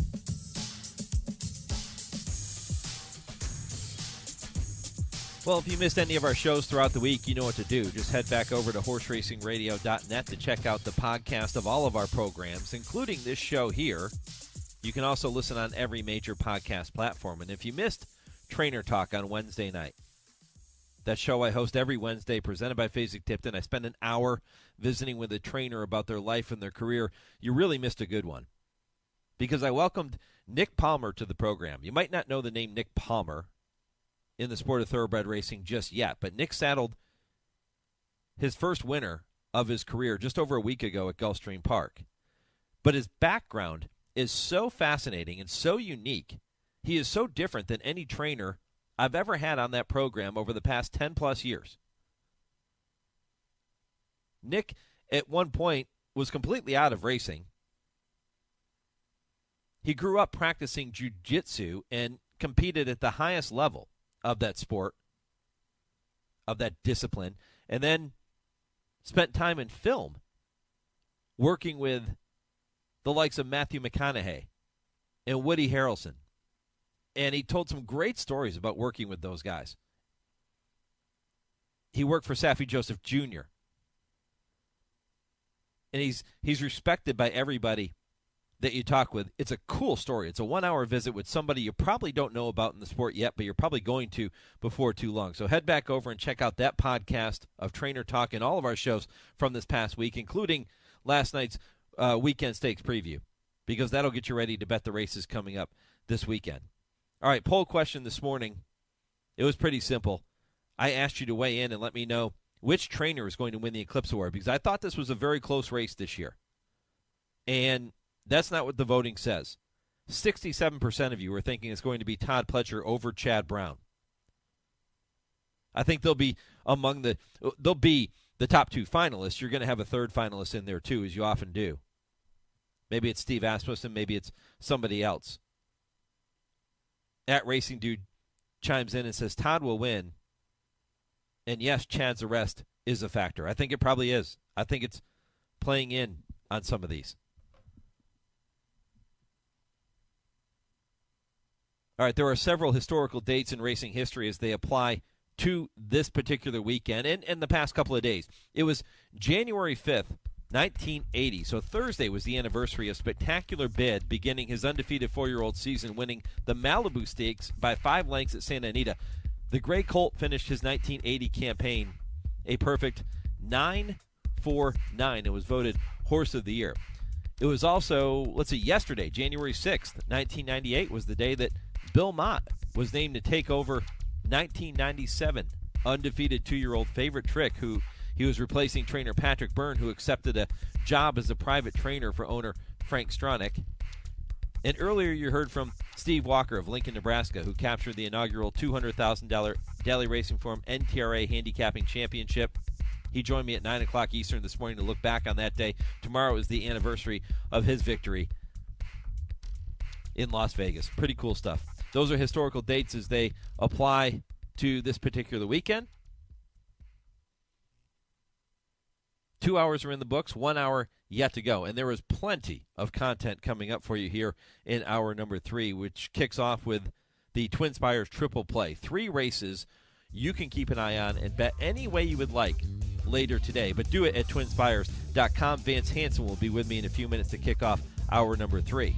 At 10:20, Kurt Becker takes you on his weekly stroll through racing history. And at 10:30, I once again welcome trainer Dale Romans and turf writer Tim Wilkin on this week's edition of I Ask, They Answer. And one thing I'm going to ask them, was Buddy Delp right when he said that Spectacular Bid was the greatest horse ever to look through a bridle? If your local station is leaving us at this time, you can continue listening to the third hour of the show nationwide on Sirius 216, XM 204, in the Louisville, Kentucky market on ESPN 680, or on your computer, your phone, or tablet with our live streaming at horseracingradio.net. Hour 3 of the Equine Forum is coming up next right here after I pause 10 seconds for station identification. This is the Horse Racing Radio Network.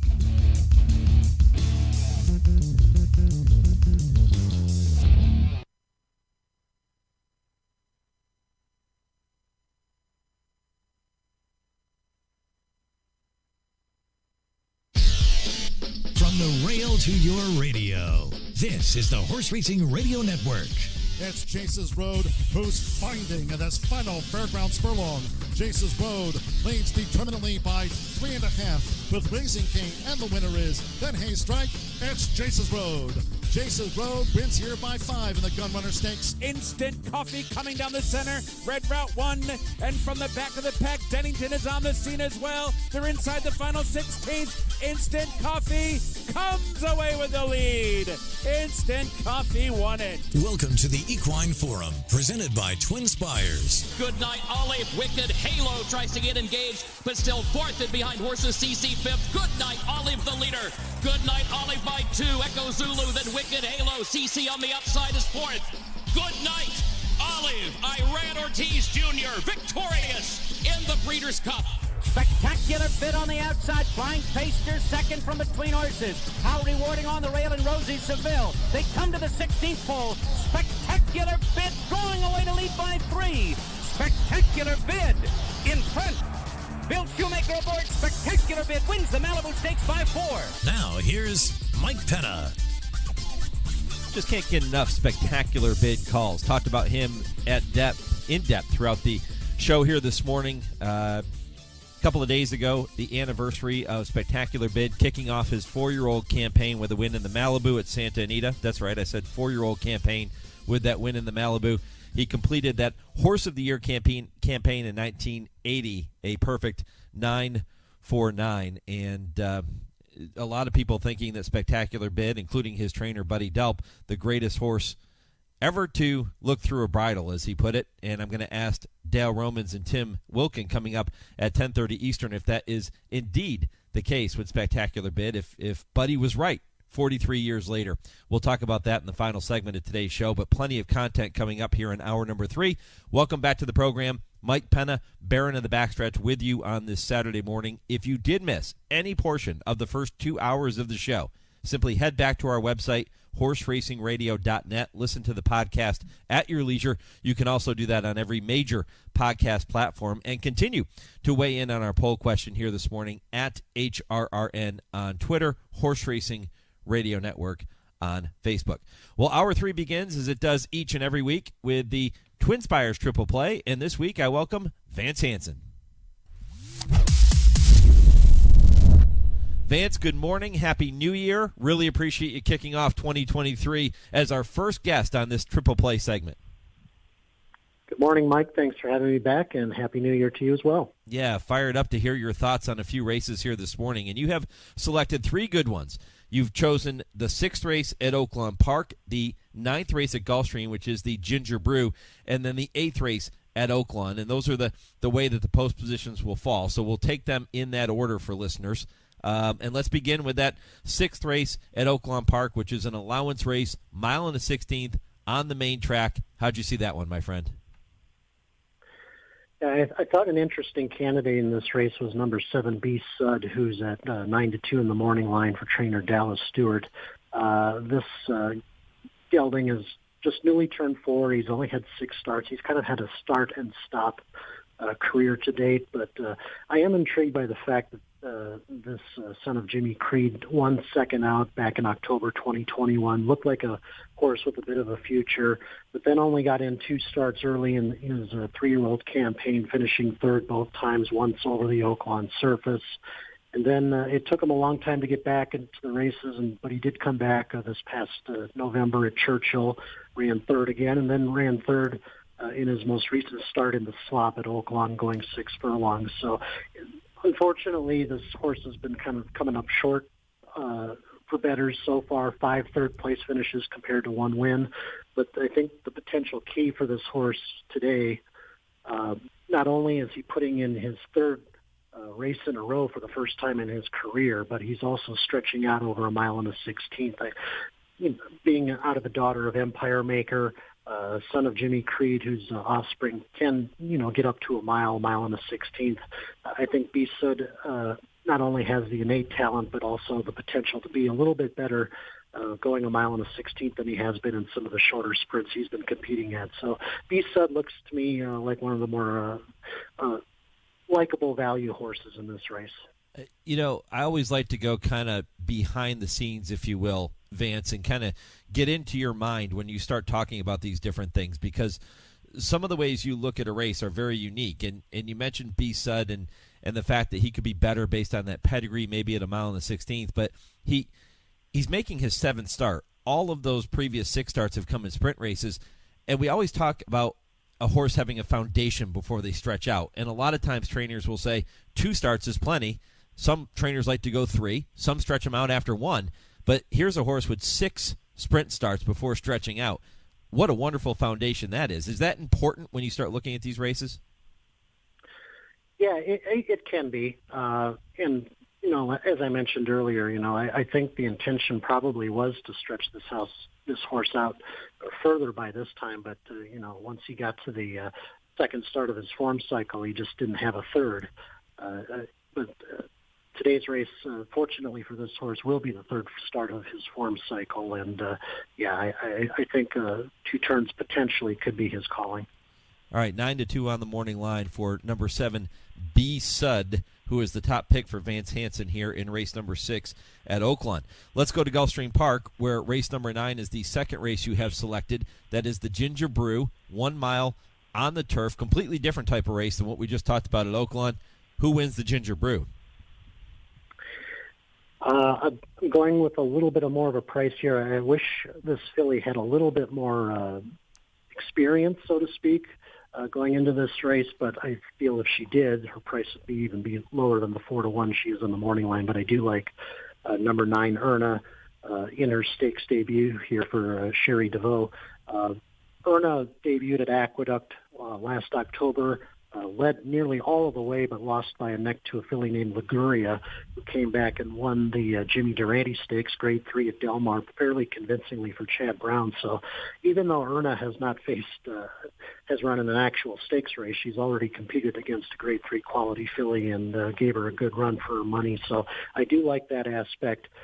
Then Erna came back last month at Gulfstream, stalked the pace, went out to and got the lead about a furlong out, hung on by a neck to graduate in her second start. So she has experience over the course already. And another aspect of this race that I think will suit her is that there doesn't seem to be a whole lot of speed in this race. She's got good tactical foot. She can either go to the lead if Luis Saez feels that's possible from her outside post, or she could stalk the pace and get first run against some of the other fillies that will be closing in behind her. So whatever Saez decides to do in this race, I think she's going to trip out well. I think she's got some inherent class based on who she's faced so far. So Erna looks like another playable horse to me here at 4-1. Yeah, good value, too, considering the fact that number 3, Cairo Consort, is going to end up being a big favorite in here for Todd Pletcher, 7-5 on the morning line, coming out of that third-place finish in the Breeders' Cup Juvenile Fillies Turf at Keeneland on November 4th. But Cairo Consort making that first start since that effort and the first start in the barn of Todd Pletcher, you think maybe a bit vulnerable in this spot? Yeah, potentially so. And with Pletcher in her corner this time, obviously her odds are going to be very, very low. And I did notice that Todd got off to a bit of a slow start the first week of the Gulfstream Championship meet. I think he went like 1 for 15. So, maybe if the barn is that cool, I'm a bit reluctant to take 7-5 or less on a filly that's obviously shown to have a bit of class to her. But there's some up-and-coming fillies in here that demand some attention as well. Vance, Todd Pletcher getting off to a slow start at the championship meet. That's almost blasphemy, my friend. It is, especially coming off the year that he had, and which was an Eclipse Award worthy winning year. Yeah, no doubt about it. All right, so it will be number 9, Erna, in the Ginger Brew Stakes, race 9 at Gulfstream for Vance, 4-1 on the morning line. And that brings us to your final race, which is Oaklawn Park, race number 8. How did you see that one? Not so big of a price in here, although I am standing against the early favorite, who is number 5, Open Road for Brad Cox, a horse with only 5 career starts. He obviously has tremendous upside in this race. But I went for number 3, Keystone Field for Mike Maker, who ran a very good second at this level last time at Oaklawn in the mud, was wide around both turns. I don't think he got the best of trips, but still managed to get within a neck of the winner last time. So he's an 8-year-old facing a 4-year-old with some upside, but Keystone Field actually has already passed this allowance condition, the second level allowance condition, and that was back at last summer at Churchill Downs. He won an N2X going 1 1/8, and something I wrote about on the Twin Spires Edge blog last month kind of addressed the crafty way that the racing secretary at Oaklawn has been writing these kind of the conditions of these allowance races. The conditions say that this is races for 4-year-olds and up, non-winners of $23,000 twice. Now, ostensibly, that's a second-level allowance, but it also basically ignores, allowance victories at other tracks with smaller purse structures. So that restriction, 23,000, enables horses like Keystone Field, who have already won multiple allowances, to run at a condition that's ostensibly not one they're really qualified for. So I think Keystone Field is well spotted in this race, and he's got a terrific history of making a lot of money. Just 2 starts back, he won the Cleaning Crown Jewel at Churchill Downs. So if the Brad Cox horse takes the money, like I think he will, and Keystone Field is, right around 2-1, 5-2, something like that, I'd take Keystone Field.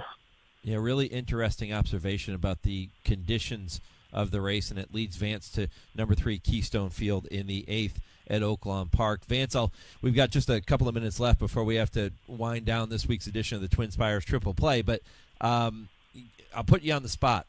2-1 morning line on Keystone Field. Give me an exacta horse to hook up with Keystone Field.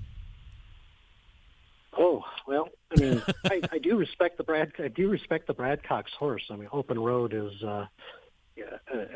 he was a good third in his N2X debut last time at Keeneland, and won earlier in the October meet at Churchill in his N1X going 1 1/8. Gutted that one out by head. I mean, that is a horse that has plenty of upside. 2 wins and 5 starts. So far for Gary and Mary West, and with Giroux up. So I think that horse looks well worth putting in underneath. But there's also a couple of horses in here that merit some attention based on their stakes experience. Number 9, Bye Bye Bobby, looks like a horse on the rise. And then number 4, Great Escape, who actually won the Canadian Derby up in Alberta last fall for Diodoro. So Great Escape certainly would be worth looking at underneath. Bye Bye Bobby as well, and Open Road as mentioned.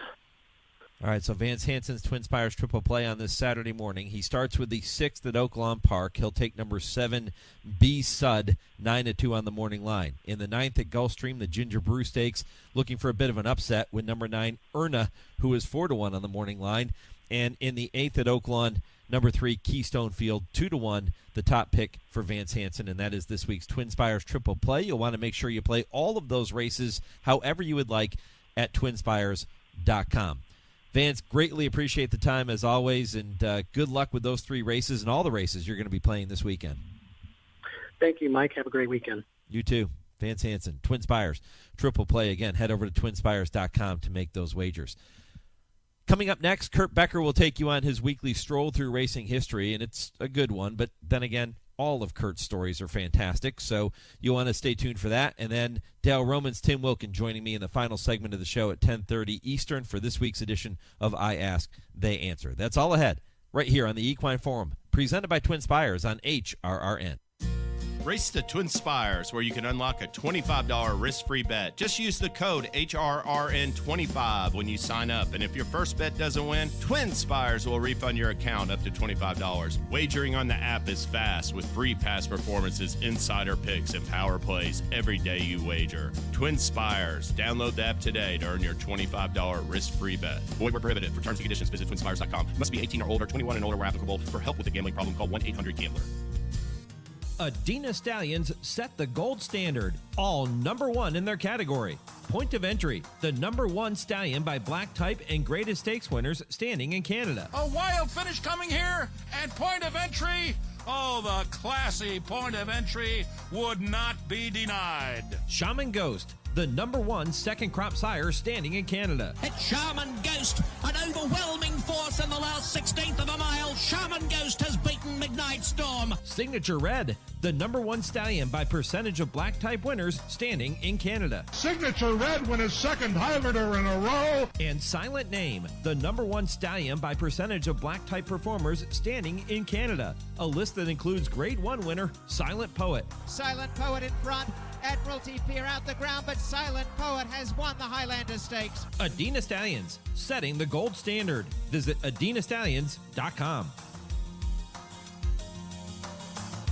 New to Coolmore America for 2023 is Jack Christopher. A son of top sire Munnings and a 3-time Grade 1 winner, Jack Christopher was an 8 3/4 length winner on debut at Saratoga at 2 before winning the Grade 1 Champagne with a whopping 102 buyer. His 3-year-old campaign included wins in the Grade 2 Pat Day Mile, the Grade 1 Woody Stevens by 10 lengths, and the Grade 1 H. Allen Jerkins. Jack Christopher stands at an introductory fee of $45,000. Call the team at Ashford today to book your mare before he fills up. Hi, this is Shug McGahee, and I really enjoy listening to Horse Racing Radio Network.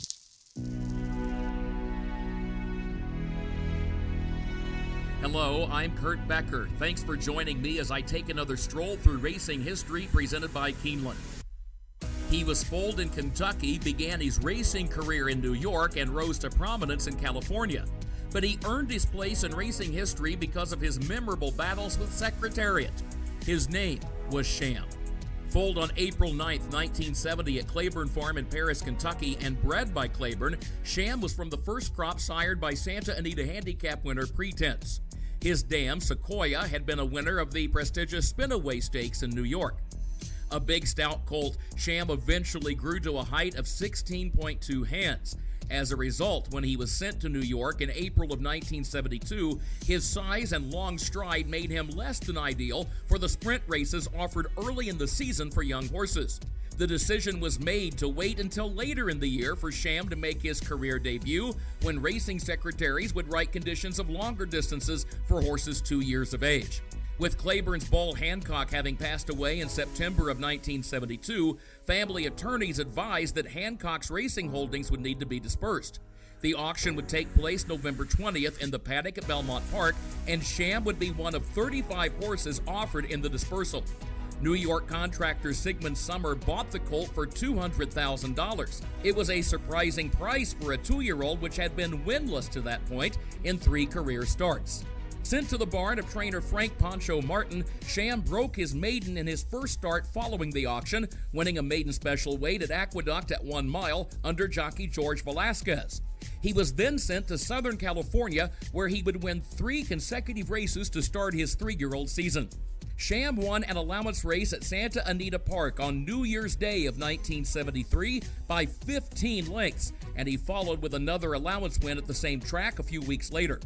His first stakes victory would come in the Santa Catalina, which he won as the 1-10 favorite, returning $2.20 on a $2 win ticket, tying him as the shortest priced winner in Santa Anita history.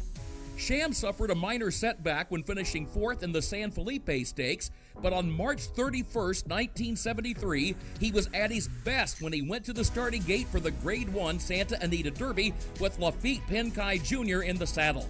Terry Gilligan with the call. It's Sham in front by 1 length. Linda's Chief under a drive second. Out of the East and Ancient Title. It's Sham, Linda's Chief, and out of the East. Sham is the winner by a length and a half. Linda's Chief second by a length. Before a crowd of 49,000, Sham won the Santa Anita Derby and established himself as a leading contender for the Kentucky Derby.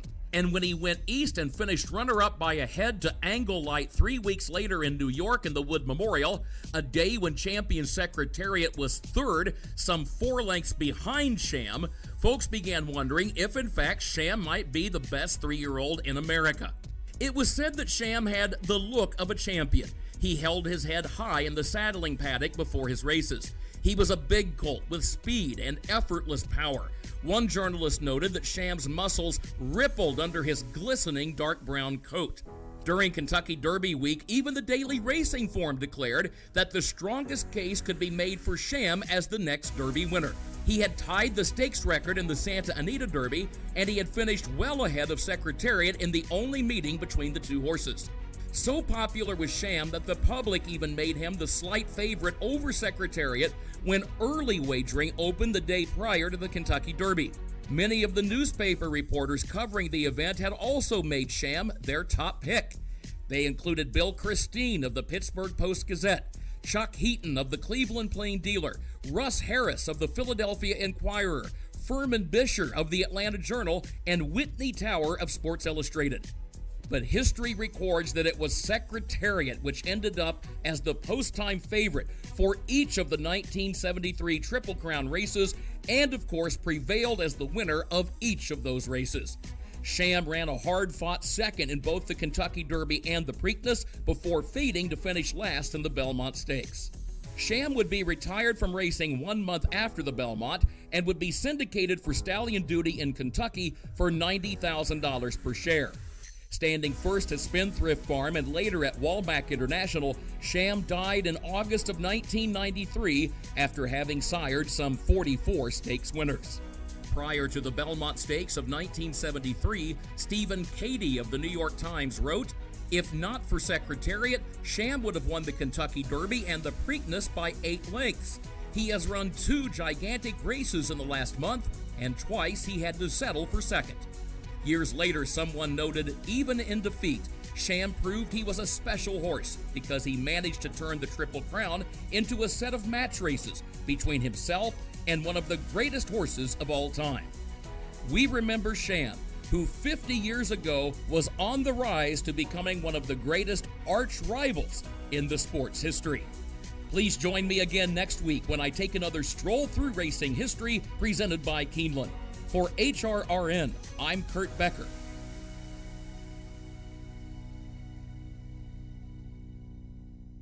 And once again, my thanks to Kurt and to Keeneland for making those segments possible each and every week. If you have missed any of Kurt's Stroll Through Racing History segments, all you have to do is head back over to our website, horseracingradio.net. You can check out the special podcast page dedicated to those stories and listen to every single one. There have been some amazing ones. Go back and listen at horseracingradio.net. When I come back, Dale Romans, Tim Wilkin, they will be here. It is this week's edition of I Ask, They Answer. This is the Equine Forum, presented by Twin Spires on HRRN.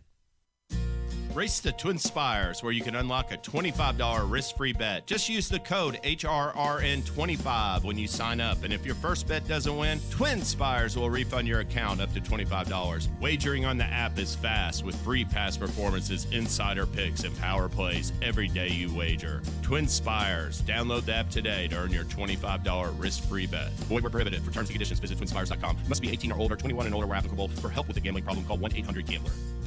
Curling, the classic sire. They're off in the Derby City Distaff. And obligatory. And it's got to be Clariere in the Tip Stakes. Nest, much the best. She won by better than 10 lengths in this coaching club. American Oaks, Cody's Wish with the upset in the Fargo. And Marathon has won the Personal Ensign Stakes. Curling, standing at Hill and Dale. A Grade 1 winner of nearly $2 million, Silver State hails from the sire line of legendary Claiborne stallion Danzig. And his second dam is full sister to Kentucky Derby winner Monarchos. After winning the Oaklawn Handicap, Silver State defeated Knicks Go in the Grade 1 Metropolitan Handicap. On the board in 12 or 14 starts from ages 2 to 4, his career included a 6-race winning streak. Grade 1 winner Silver State, standing at Claiborne Farm. I'm here with Joe Brown Nicholson of Nicholson Insurance Agency. Joe, how do you value a horse for insurance? Well, Mike, it's easy to value a horse when purchased out of a public auction. The insured value would simply be the auction price. But insuring homebreds can be a little more involved. How so? Well, factors such as a stud fee, conformation, pedigree, sales and race records of siblings, even popularity of the stallion, all come into play. How closely do you work with owners in determining a horse's value? Well, the owner has a pretty good idea of the horse's value, so generally it's just a matter of agreeing to the request and having the policy issued. For all your equine and general insurance needs, including farm owners, liability, homeowners, auto, and more, contact Joe Brown Nicholson at nicholsoninsurance.com or call 859-224-7080. That's 859-224-7080. Nicholson Insurance Agency. This is Wesley Ward. I'm the Conqueror Royal Ascot. I listen to HRRN. You're listening to the Equine Forum on HRRN, presented by TwinSpires. Victory formation. He's at the top of the stretch, and he's built up a 3-length lead. The whip is out on Western Gent. Angel of Empire is at the rail, and Victory formation comes to the final 16th in front by 2 lengths. Angel of Empire is running a very good race, trying to run down his stablemate, but he's going to be second to the Sparty Jones Stakes winner, the undefeated Victory formation. Victory formation beat Angel of Empire. Brad Cox 1-2. Dennington might have just nipped Western Gent for third. Vic Stauffer with the call of the Smarty Jones on New Year's Day. Brad Cox, as you heard him say, saddling the 1-2 finishers in that race, giving Brad 6 of the top 15 horses in the Kentucky Derby point standings. Which of those 6 gives him the best chance on the first Saturday in May? Plus, which jockey is most likely to dethrone Erod Ortiz Jr. at the top in 2023? And 43 years after his retirement, was Buddy Delp right when he said Spectacular Bid was the greatest horse to ever look through a bridle? We're going to talk about those topics and much, much more coming up on the first I Asked, They Answer of 2023 with trainer Dale Romans and turf writer Tim Wilkin. And it's all presented by the University of Louisville Equine Industry Program in the College of Business. And it all starts just 30 seconds from right now.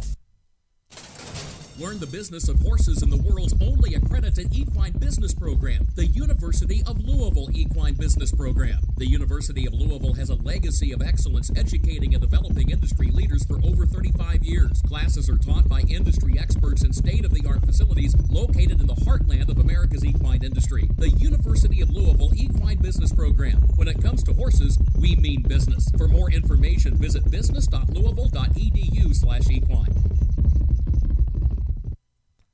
All right, guys, we're going to kick things off here in 2023 with, we'll get to all those other topics I just mentioned, but we're going to kick things off with a bit of a different twist because Sam Houston kicked off their 2023 meet yesterday, but is going to be doing it without the ability to export their simulcast signal to other states around the country. And this stems, of course, from the Texas Racing Commission's continued opposition of HISA.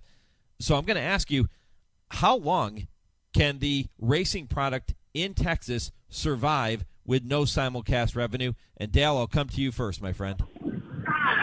I don't know how much simulcasting they do down there anyway, if they have any extra money coming in, but it's not a good thing. I mean, that's what I don't think that was thought out very well by HISA and the federal government about, some people can't afford it and they just as soon shut down, and that's basically what they're doing.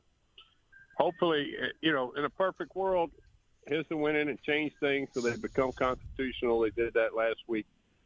We need federal money.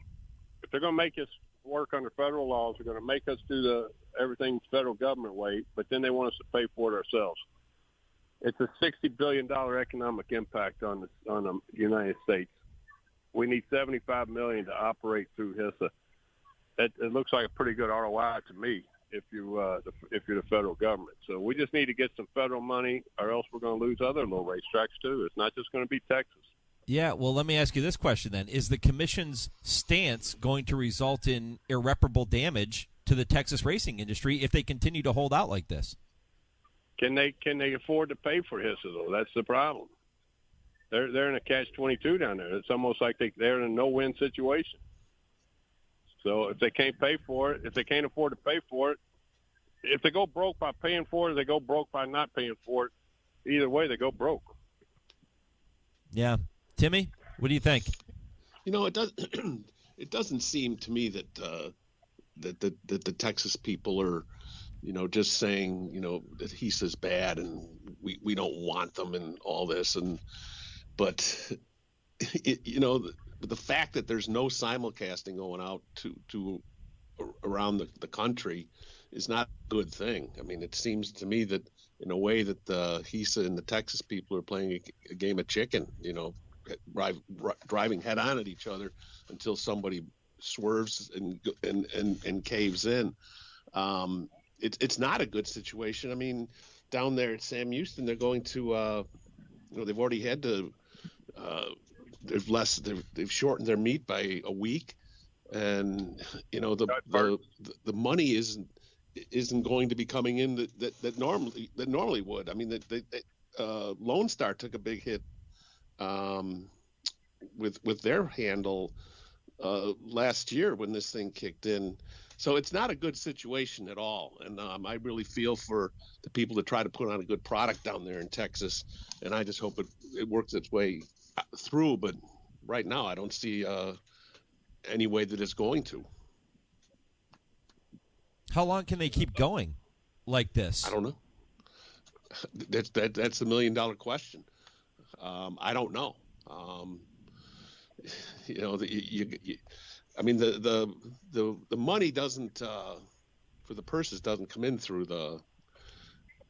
I mean, it comes in through different places, not from the simulcast money, but I mean, I think it's feed and some other places that it comes in down there. But it's just not a good situation where, they even stopped. They're not going to race at night down there, which has always been a staple. If they want to get more people into the track on Fridays, Saturdays, and Sundays.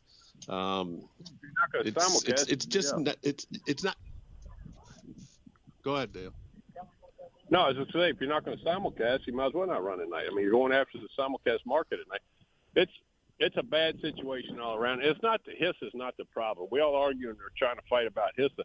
HISA'd be fine. It's just a matter of being one board. We already deal with all these commissions, each state to state. It's the funding of HISA that's the problem. We have to figure out a way to fund this thing, and to do it the right way. Where the money comes from, I don't know, but I think there's some good people working on it. Yeah, and Dale, you bring up a great point that HISA was established as a federal commission, right? So asking the industry to fund it just doesn't make sense. Asking the states to fund it doesn't make sense. No, that's the problem. It's not even asking, telling them that they must fund it. And it can't be legal. I don't understand it. And it's so little money when you're talking about a multi-trillion-dollar economy. $75 million for a $260 billion economic impact. I mean, I'll put up $75 million for $260 billion any day of the week.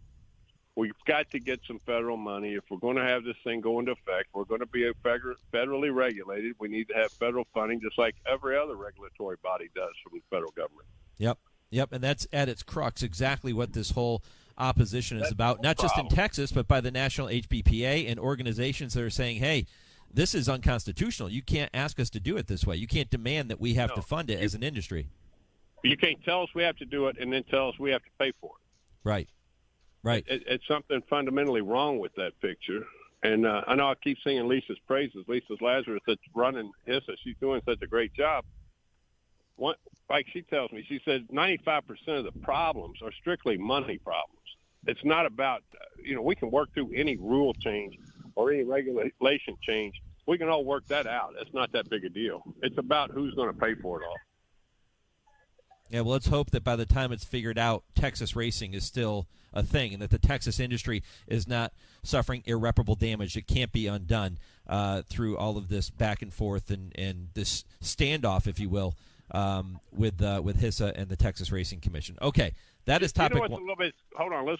You know what's a little bit scary is, though, that racing, if you don't own an ADW company, you're running on such thin margins that you can't afford to pay for the HISA problem. That's what's scary. Our whole industry is running on a shoestring budget, and you just can't afford to add that extra expense to these places like Texas that don't have their own TwinSpires or U-Bets and all that stuff going on, TVG. There's only a handful of tracks that are connected with those things. Yeah, and as federal legislation, they really shouldn't be responsible for doing that anyway. Should not be forced to do it. Yep. All right. We'll see how that all plays out in Texas. And again, our thoughts are with everybody who races and breeds and competes in Texas because there are some great people there and some great racing throughout the year. And unfortunately, this standoff is not making things easy. All right, topic number 2 involves jockey Irad Ortiz Jr., who no doubt will be this year's Eclipse Award-winning jockey. He wrapped up his 2022 season in which he set all-time records for total earnings and single-season stakes wins. He also finished the year with more wins than any other jockey. What should we expect from Irad in 2023? And, guys, which jockey is most likely to dethrone the champ, if indeed that's going to happen? Timmy? Well, I would expect you're going to see more of the same from Irad this year. I mean, the guy is 30 years old. He's in the prime of his career. And no one has been riding better than him for the last couple of years. And I know that Joel won the Eclipse last year, I believe. But, Irad will win it this year. And, he won 50 graded stakes this year. And, in 2022. Flavien Prat he had 42 graded stakes, I think. I mean, if you're going to try to find somebody that's going to dethrone Irad, I think it's going to either be Flavien Prat, who is a phenomenal rider in his own right, or Joel Rosario, who missed some time last year. He is also a guy that, that wins big races, and and the fact that Irad is still, the fact that he's the main guy for Chad Brown and Todd Pletcher now doesn't hurt either. He's going to be getting on a lot of really, really good horses. So if my money's still going to be on Irad to repeat the same thing he did in 2022 this year. Yeah, you got to think Irad's just going to keep going now. He's got the momentum. He's got everything going his way. He's got one of the best agents in the history of the game. Everything's going right for him, and he's going to click on for a long time to come. But if I'm trying to pick somebody coming from out of the clouds, I think this Tyler Gaffalione is one of the greatest jocks I've seen since Pat Day. He reminds me a lot of Pat. The way he handles himself, the way he rides a race, the patience he shows, and with how big the purse is and everything's going in Kentucky, everything's leaning towards Kentucky right now, and he's kind of got a hold on that market. So if I was going to pick somebody kind of a long shot, Tyler Gaffalione is one that's you better keep an eye on if you're looking over your shoulder if you're Irad. Yeah, not a bad selection, Dale. I like that. Timmy, you're right. Flavien Prat is good he's been good for a long time, and he certainly one of the favorites, I think, if you're going to look at somebody to dethrone Arad. But look, Arad Ortiz Jr. is not going anywhere. He is going to be a tough out at the top this year. Yeah, right. You're right. Let me tell you, I've only ridden Flavian Pratt one time on a horse over here, and this was a few years back at Gulfstream Park. And he impressed me that day. The horse ran for him as well as it ever ran for anybody else. And when he got off the horse, you can tell who's going to be a great jockey when they get off the horse and start talking about the race, and they've got a good grasp of what just happened, not just trying to cover up a mistake or something. I was super impressed with that kid. I don't know why I haven't gotten to ride him much since, but I guess my horse isn't good enough right now. But he is. He's a great call, Tim. Well, how do you get a guy like Flavian Pratt to ride one of your horses? What do you got to do? Well, you got to be on that circuit. You got to be on that circuit for one. And I really haven't been up on the New York circuit much other than Saratoga. But I tell you, I always tell everybody one of the things that really made my career was for some reason Pat Day took a liking to me at Churchill Downs when he was the king when I was in my 20s and started riding all my horses. And we just clicked together. When they start writing your name next to Pat Day's, Romans Day, matching up Romans Day, you got nowhere to go but up. I tell him that to this day when I see him. He's still a close friend and one of my favorite people. So it just depends on where you are and who's with you and timing. Well, I'm going to make a prediction and say that every jockey in the country is going to want to be part of the Roman Empire in 2023. Dale, I'm predicting a huge year from you, my friend. I'm feeling good about it. I'm feeling good. Well, we'll see if we can get Dale back to the top again too. Yeah, right. Exactly. Well, somebody who has been to the top in our sport in a big, big way is Hall of Famer Nick Zito, and this is the segment every week where we honor Nick with our edition of Right or Wrong. Yeah, right or wrong. Am I right? What do you think? Right or wrong? All right, we're going to have some fun with this segment here today. I have one traditional right or wrong topic where you guys will tell me if my statement is right or wrong, and then Timmy and I are going to kind of debate a couple of things, and Dale is going to be the judge and tell Timmy and I who is right and who is wrong. So let's kick it off with number one, and that is every year there are a number of Eclipse voters who choose to abstain from voting in one category or another for a variety of reasons. We've seen it again this year too. If you're a voter, is skipping a category right or wrong? What do you think? Right or wrong? Timmy, you're a voter, so am I. What do you think? Definitely wrong. I mean, if you're selected to be a voter for the Eclipse Awards, it's an honor, it's a privilege, and you should honor the sport and vote in every category. I'm not buying these people that say, well, I don't know enough about a certain category, namely maybe the steeplechase. Well, educate yourself. Go back and look. There were 5 horses nominated for the Eclipse Award for top steeplechase horse this year. Well, and they send out all the information. All you got to do is look at these races, and you can take an educated guess and make a selection. To not make a selection and saying, well, I don't follow that certain category is a cop-out to me. And, maybe you should look at maybe not voting at all. And, I've seen it also with the apprentice jockeys, and that's wrong too.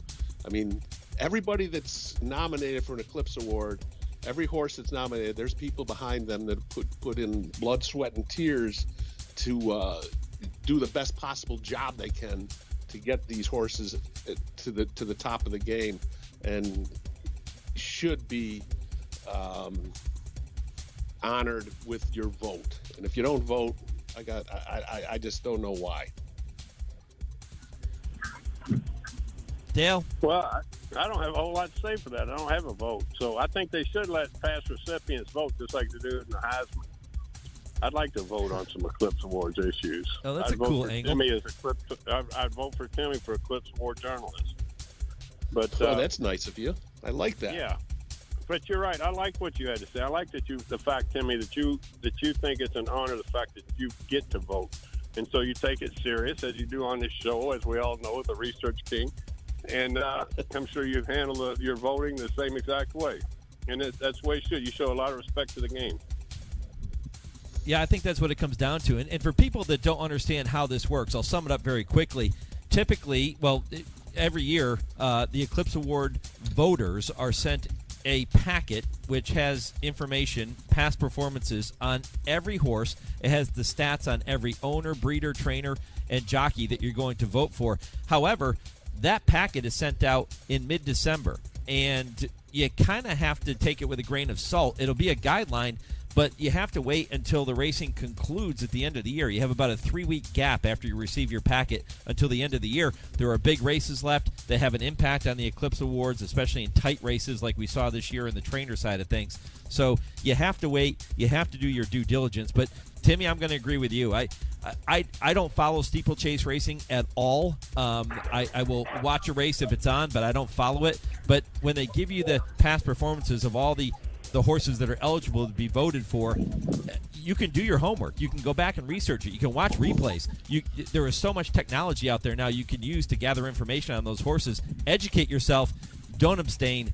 Cast a vote. It's a privilege. And, the thing, too, is a lot of times when people abstain, it's almost like they're bringing attention to themselves rather than the award itself. Yep. Yeah, I think it's disrespectful. I absolutely do. All right. Yeah, if you don't have the time to do it, you don't have time to do the research, just tell them you can't do it. Yeah, bow out. Yep. Bow out, right. Yep, abstain from all of them. All right, category number 2 in this week's Right or Wrong, and this is going to be fun. Tim and I will state a case for the couple of categories. We agreed on most of our Eclipse categories, but there were a couple that we differed.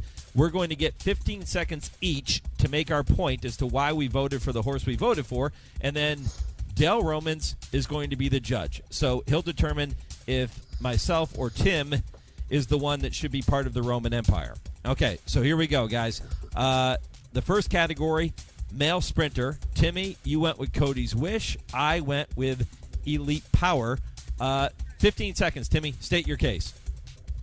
Well, Cody's Wish is obviously the feel-good story of the year because of his backstory with the young man from Kentucky. But on the track, yeah, he won the Breeders' Cup Dirt Mile, and some people might not consider a sprint, but he also won the Forego at Saratoga. He won 2 Grade 1s. Elite Power only won 1 Grade 1, even though it was the Breeders' Cup Sprint. I'm giving the edge to Cody's Wish. Yeah, I took the other approach, and I said, you know what, Cody's Wish, and I put him third, believe it or not, behind Elite Power and Jackie's Warrior. Cody's Wish had that 1 Grade 1 sprinting. I didn't count the Dirt Mile as a true sprint race. I looked at Elite Power saying, okay, he won the Breeders' Cup Sprint. He also won the Grade 2 Vosburg. That's a true sprint at 7 furlongs, and I put Elite Power there simply because of the fact that he had 2 graded wins sprinting, whereas Cody's Wish just had the 1. I guess Jackie's Warrior, you can make a case for him, too, because he had, 3 Grade 1s or whatever he won this year? I think it was 2 Grade 1s that he won sprinting. That's why I put him second. Dale, what do you think? Yeah. Who was right and who was wrong? Well, I hate to tell the host you were wrong. As a mile is a sprint. Cody's Wish is the story of the year. Cody's Wish won more Grade 1s, and I don't care what you say, a mile is still a sprint. And Timmy, good job on your research as always. Wait, how was a mile a sprint?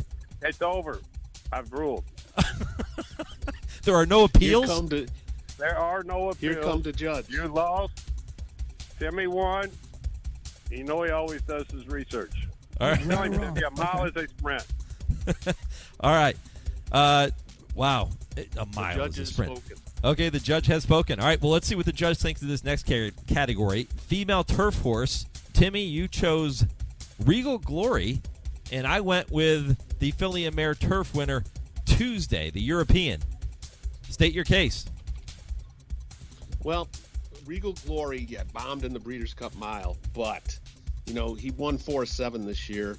He competed against the boys in the 4-star day, finished a really good second. And,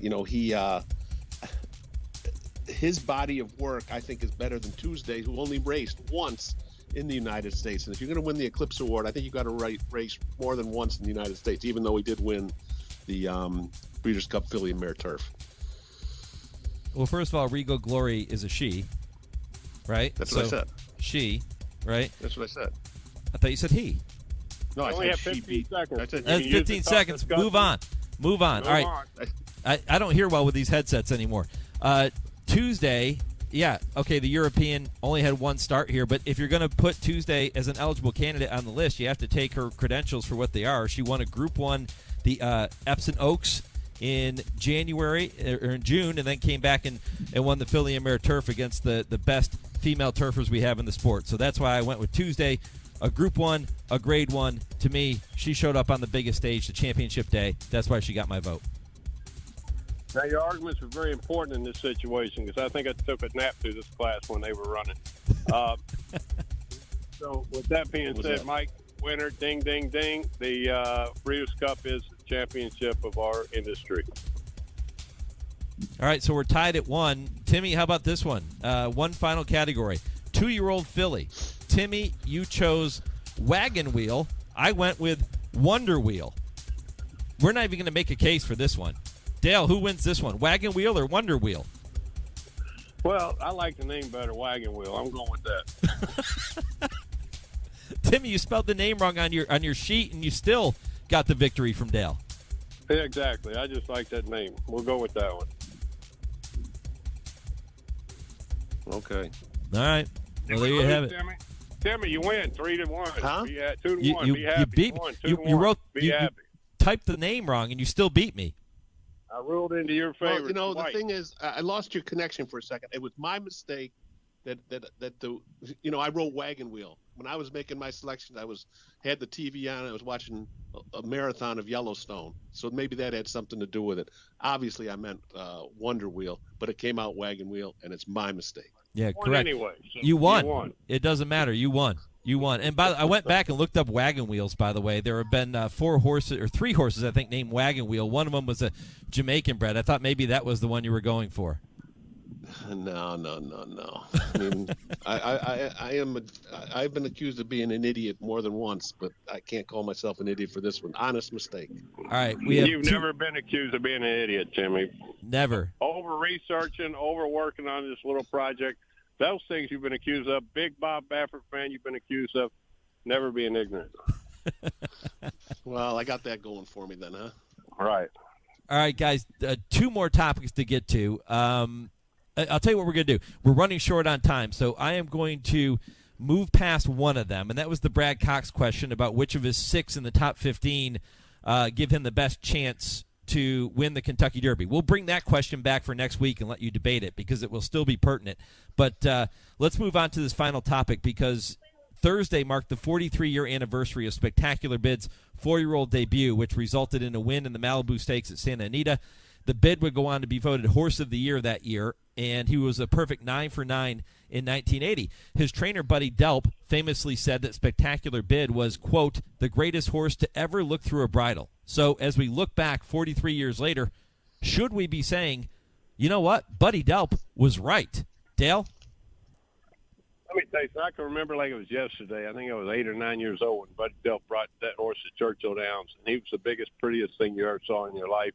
And everybody hated Buddy on TV. Every day he was talking. He was so arrogant. In Kentucky, that didn't fly real well about what his horse was. Well, he backed it up, and he should have been a Triple Crown winner. Wasn't he nailed in the stall or any pins? And Ronnie Franklin rode him terrible in the Belmont. I'm saying Buddy was right. He's one of the greatest ever to work. I don't know if he's the greatest, but he's one of the top 5.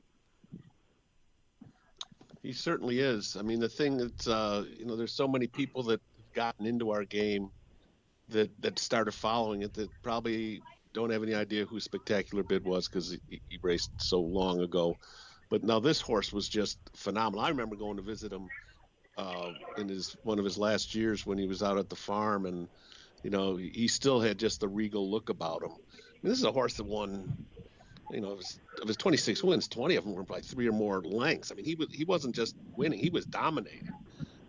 Just a phenomenal racehorse, and he should go down as one of the all-time greats. And to a lot of people's eyes in racing, he has. But I think some of the younger people out there should go look up Spectacular Bid and get a really good look at what he accomplished in his career, and they'll think the same thing.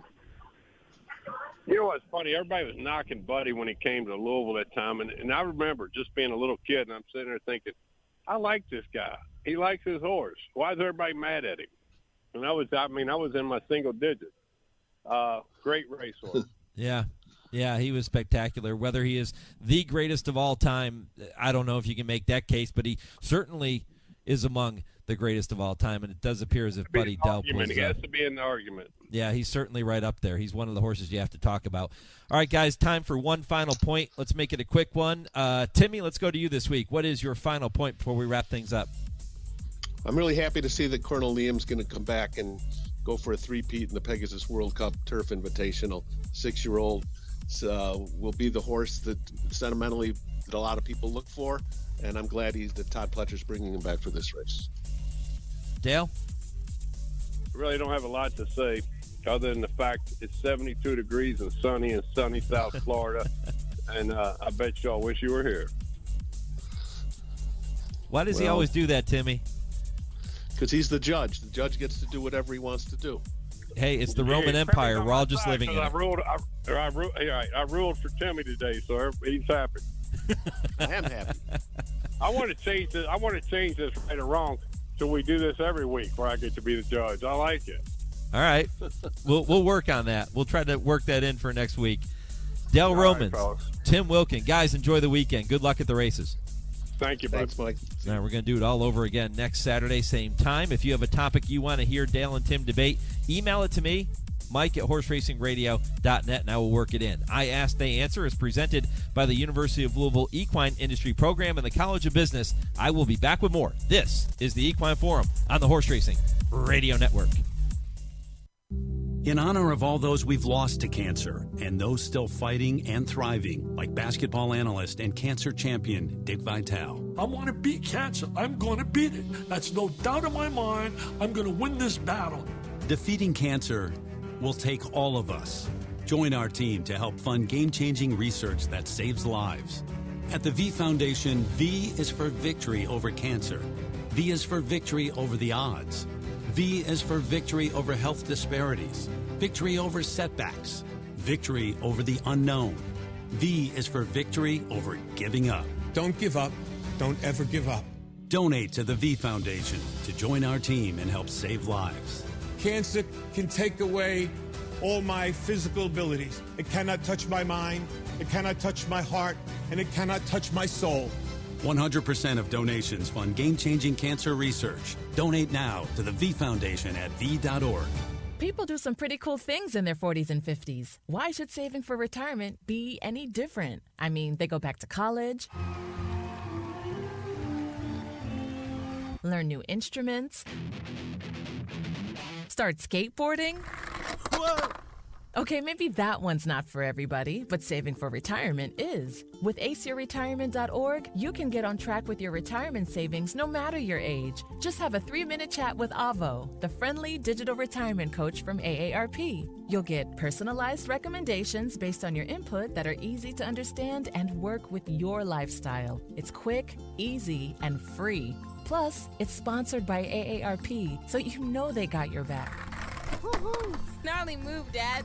Thanks, sweetie. So wherever you are in your retirement savings journey, head to aceyourretirement.org and start chatting with Avo today. That's aceyourretirement.org. A message from AARP and the Ad Council. And now an important message from Jerry Rice. As a career wide receiver, I've been hit hard. But no training nor practice prepared us for the devastation of COVID-19. Thankfully, there is hope. Even with multiple vaccines available, we still have to work together until everyone is safe. We all win when we unite to prevent. For more information, visit unitetoprevent.org. Hi, this is jockey Brian Hernandez. For me, there's no bigger thrill than crossing the finish line in front, and nobody captures the excitement of our sport like Horse Racing Radio Network. Each week, HRRN brings you exclusive talk shows, podcasts, and in-depth conversations with the biggest names in racing, jockeys, trainers, owners, and more. Plus, HRRN is committed to helping disabled riders through their support of the PDJF. So climb aboard a winner today by visiting horseracingradio.net. I'm three-time Derby winning jockey Gary Stevens. This is Rosie Napravnik. Hi, my name is Sean Bridgerman. Hi, my name is Alan Garcia, and I listen to Horse Racing Radio. You're listening to the Equine Forum on HRRN, presented by TwinSpires. Well, there's still time to take advantage of the Blood Horse Magazine Winter Special offer. Right now, when you subscribe to the Thoroughbred Industry's premier monthly magazine, you'll receive a 2023 Blood Horse calendar. That's a $24.95 value, and it's absolutely free. Plus, with your Blood Horse magazine subscription, you'll have free membership to Blood Horse. Plus, where you'll have access to behind-the-scenes exclusive videos and detailed stakes section, Fox Sports and Blood Horse-branded weekly programs showcasing the thoroughbred industry's upcoming races and recapping stakes races, on-demand access to deeper horse statistics, and even more. You can do that all at Blood Horse Magazine. Go to bloodhorse.com/winter special today and take advantage of that special offer. Didn't get to that question with Dale and Tim about Brad Cox. And again, we'll bring that back next week. But Brad currently has 3 of the top 6 ranked in the Kentucky Derby point standings, and he has 6 of the top 15. Gun Runner winner Jace's Road, Kentucky Jockey Club winner Instant Coffee, Victory Formation winner the Smarty Jones, Breeders' Futurity runner-up Loggins, Champagne Stakes runner-up Verifying, and Angel of Empire, who was second behind Victory Formation and the Smarty Jones. And next week I will ask Dale and Tim which of those 6 will give Brad the best chance of success on the first Saturday in May. He's certainly holding a very strong hand, and really looking forward to that debate next week on the program. Some good topics there.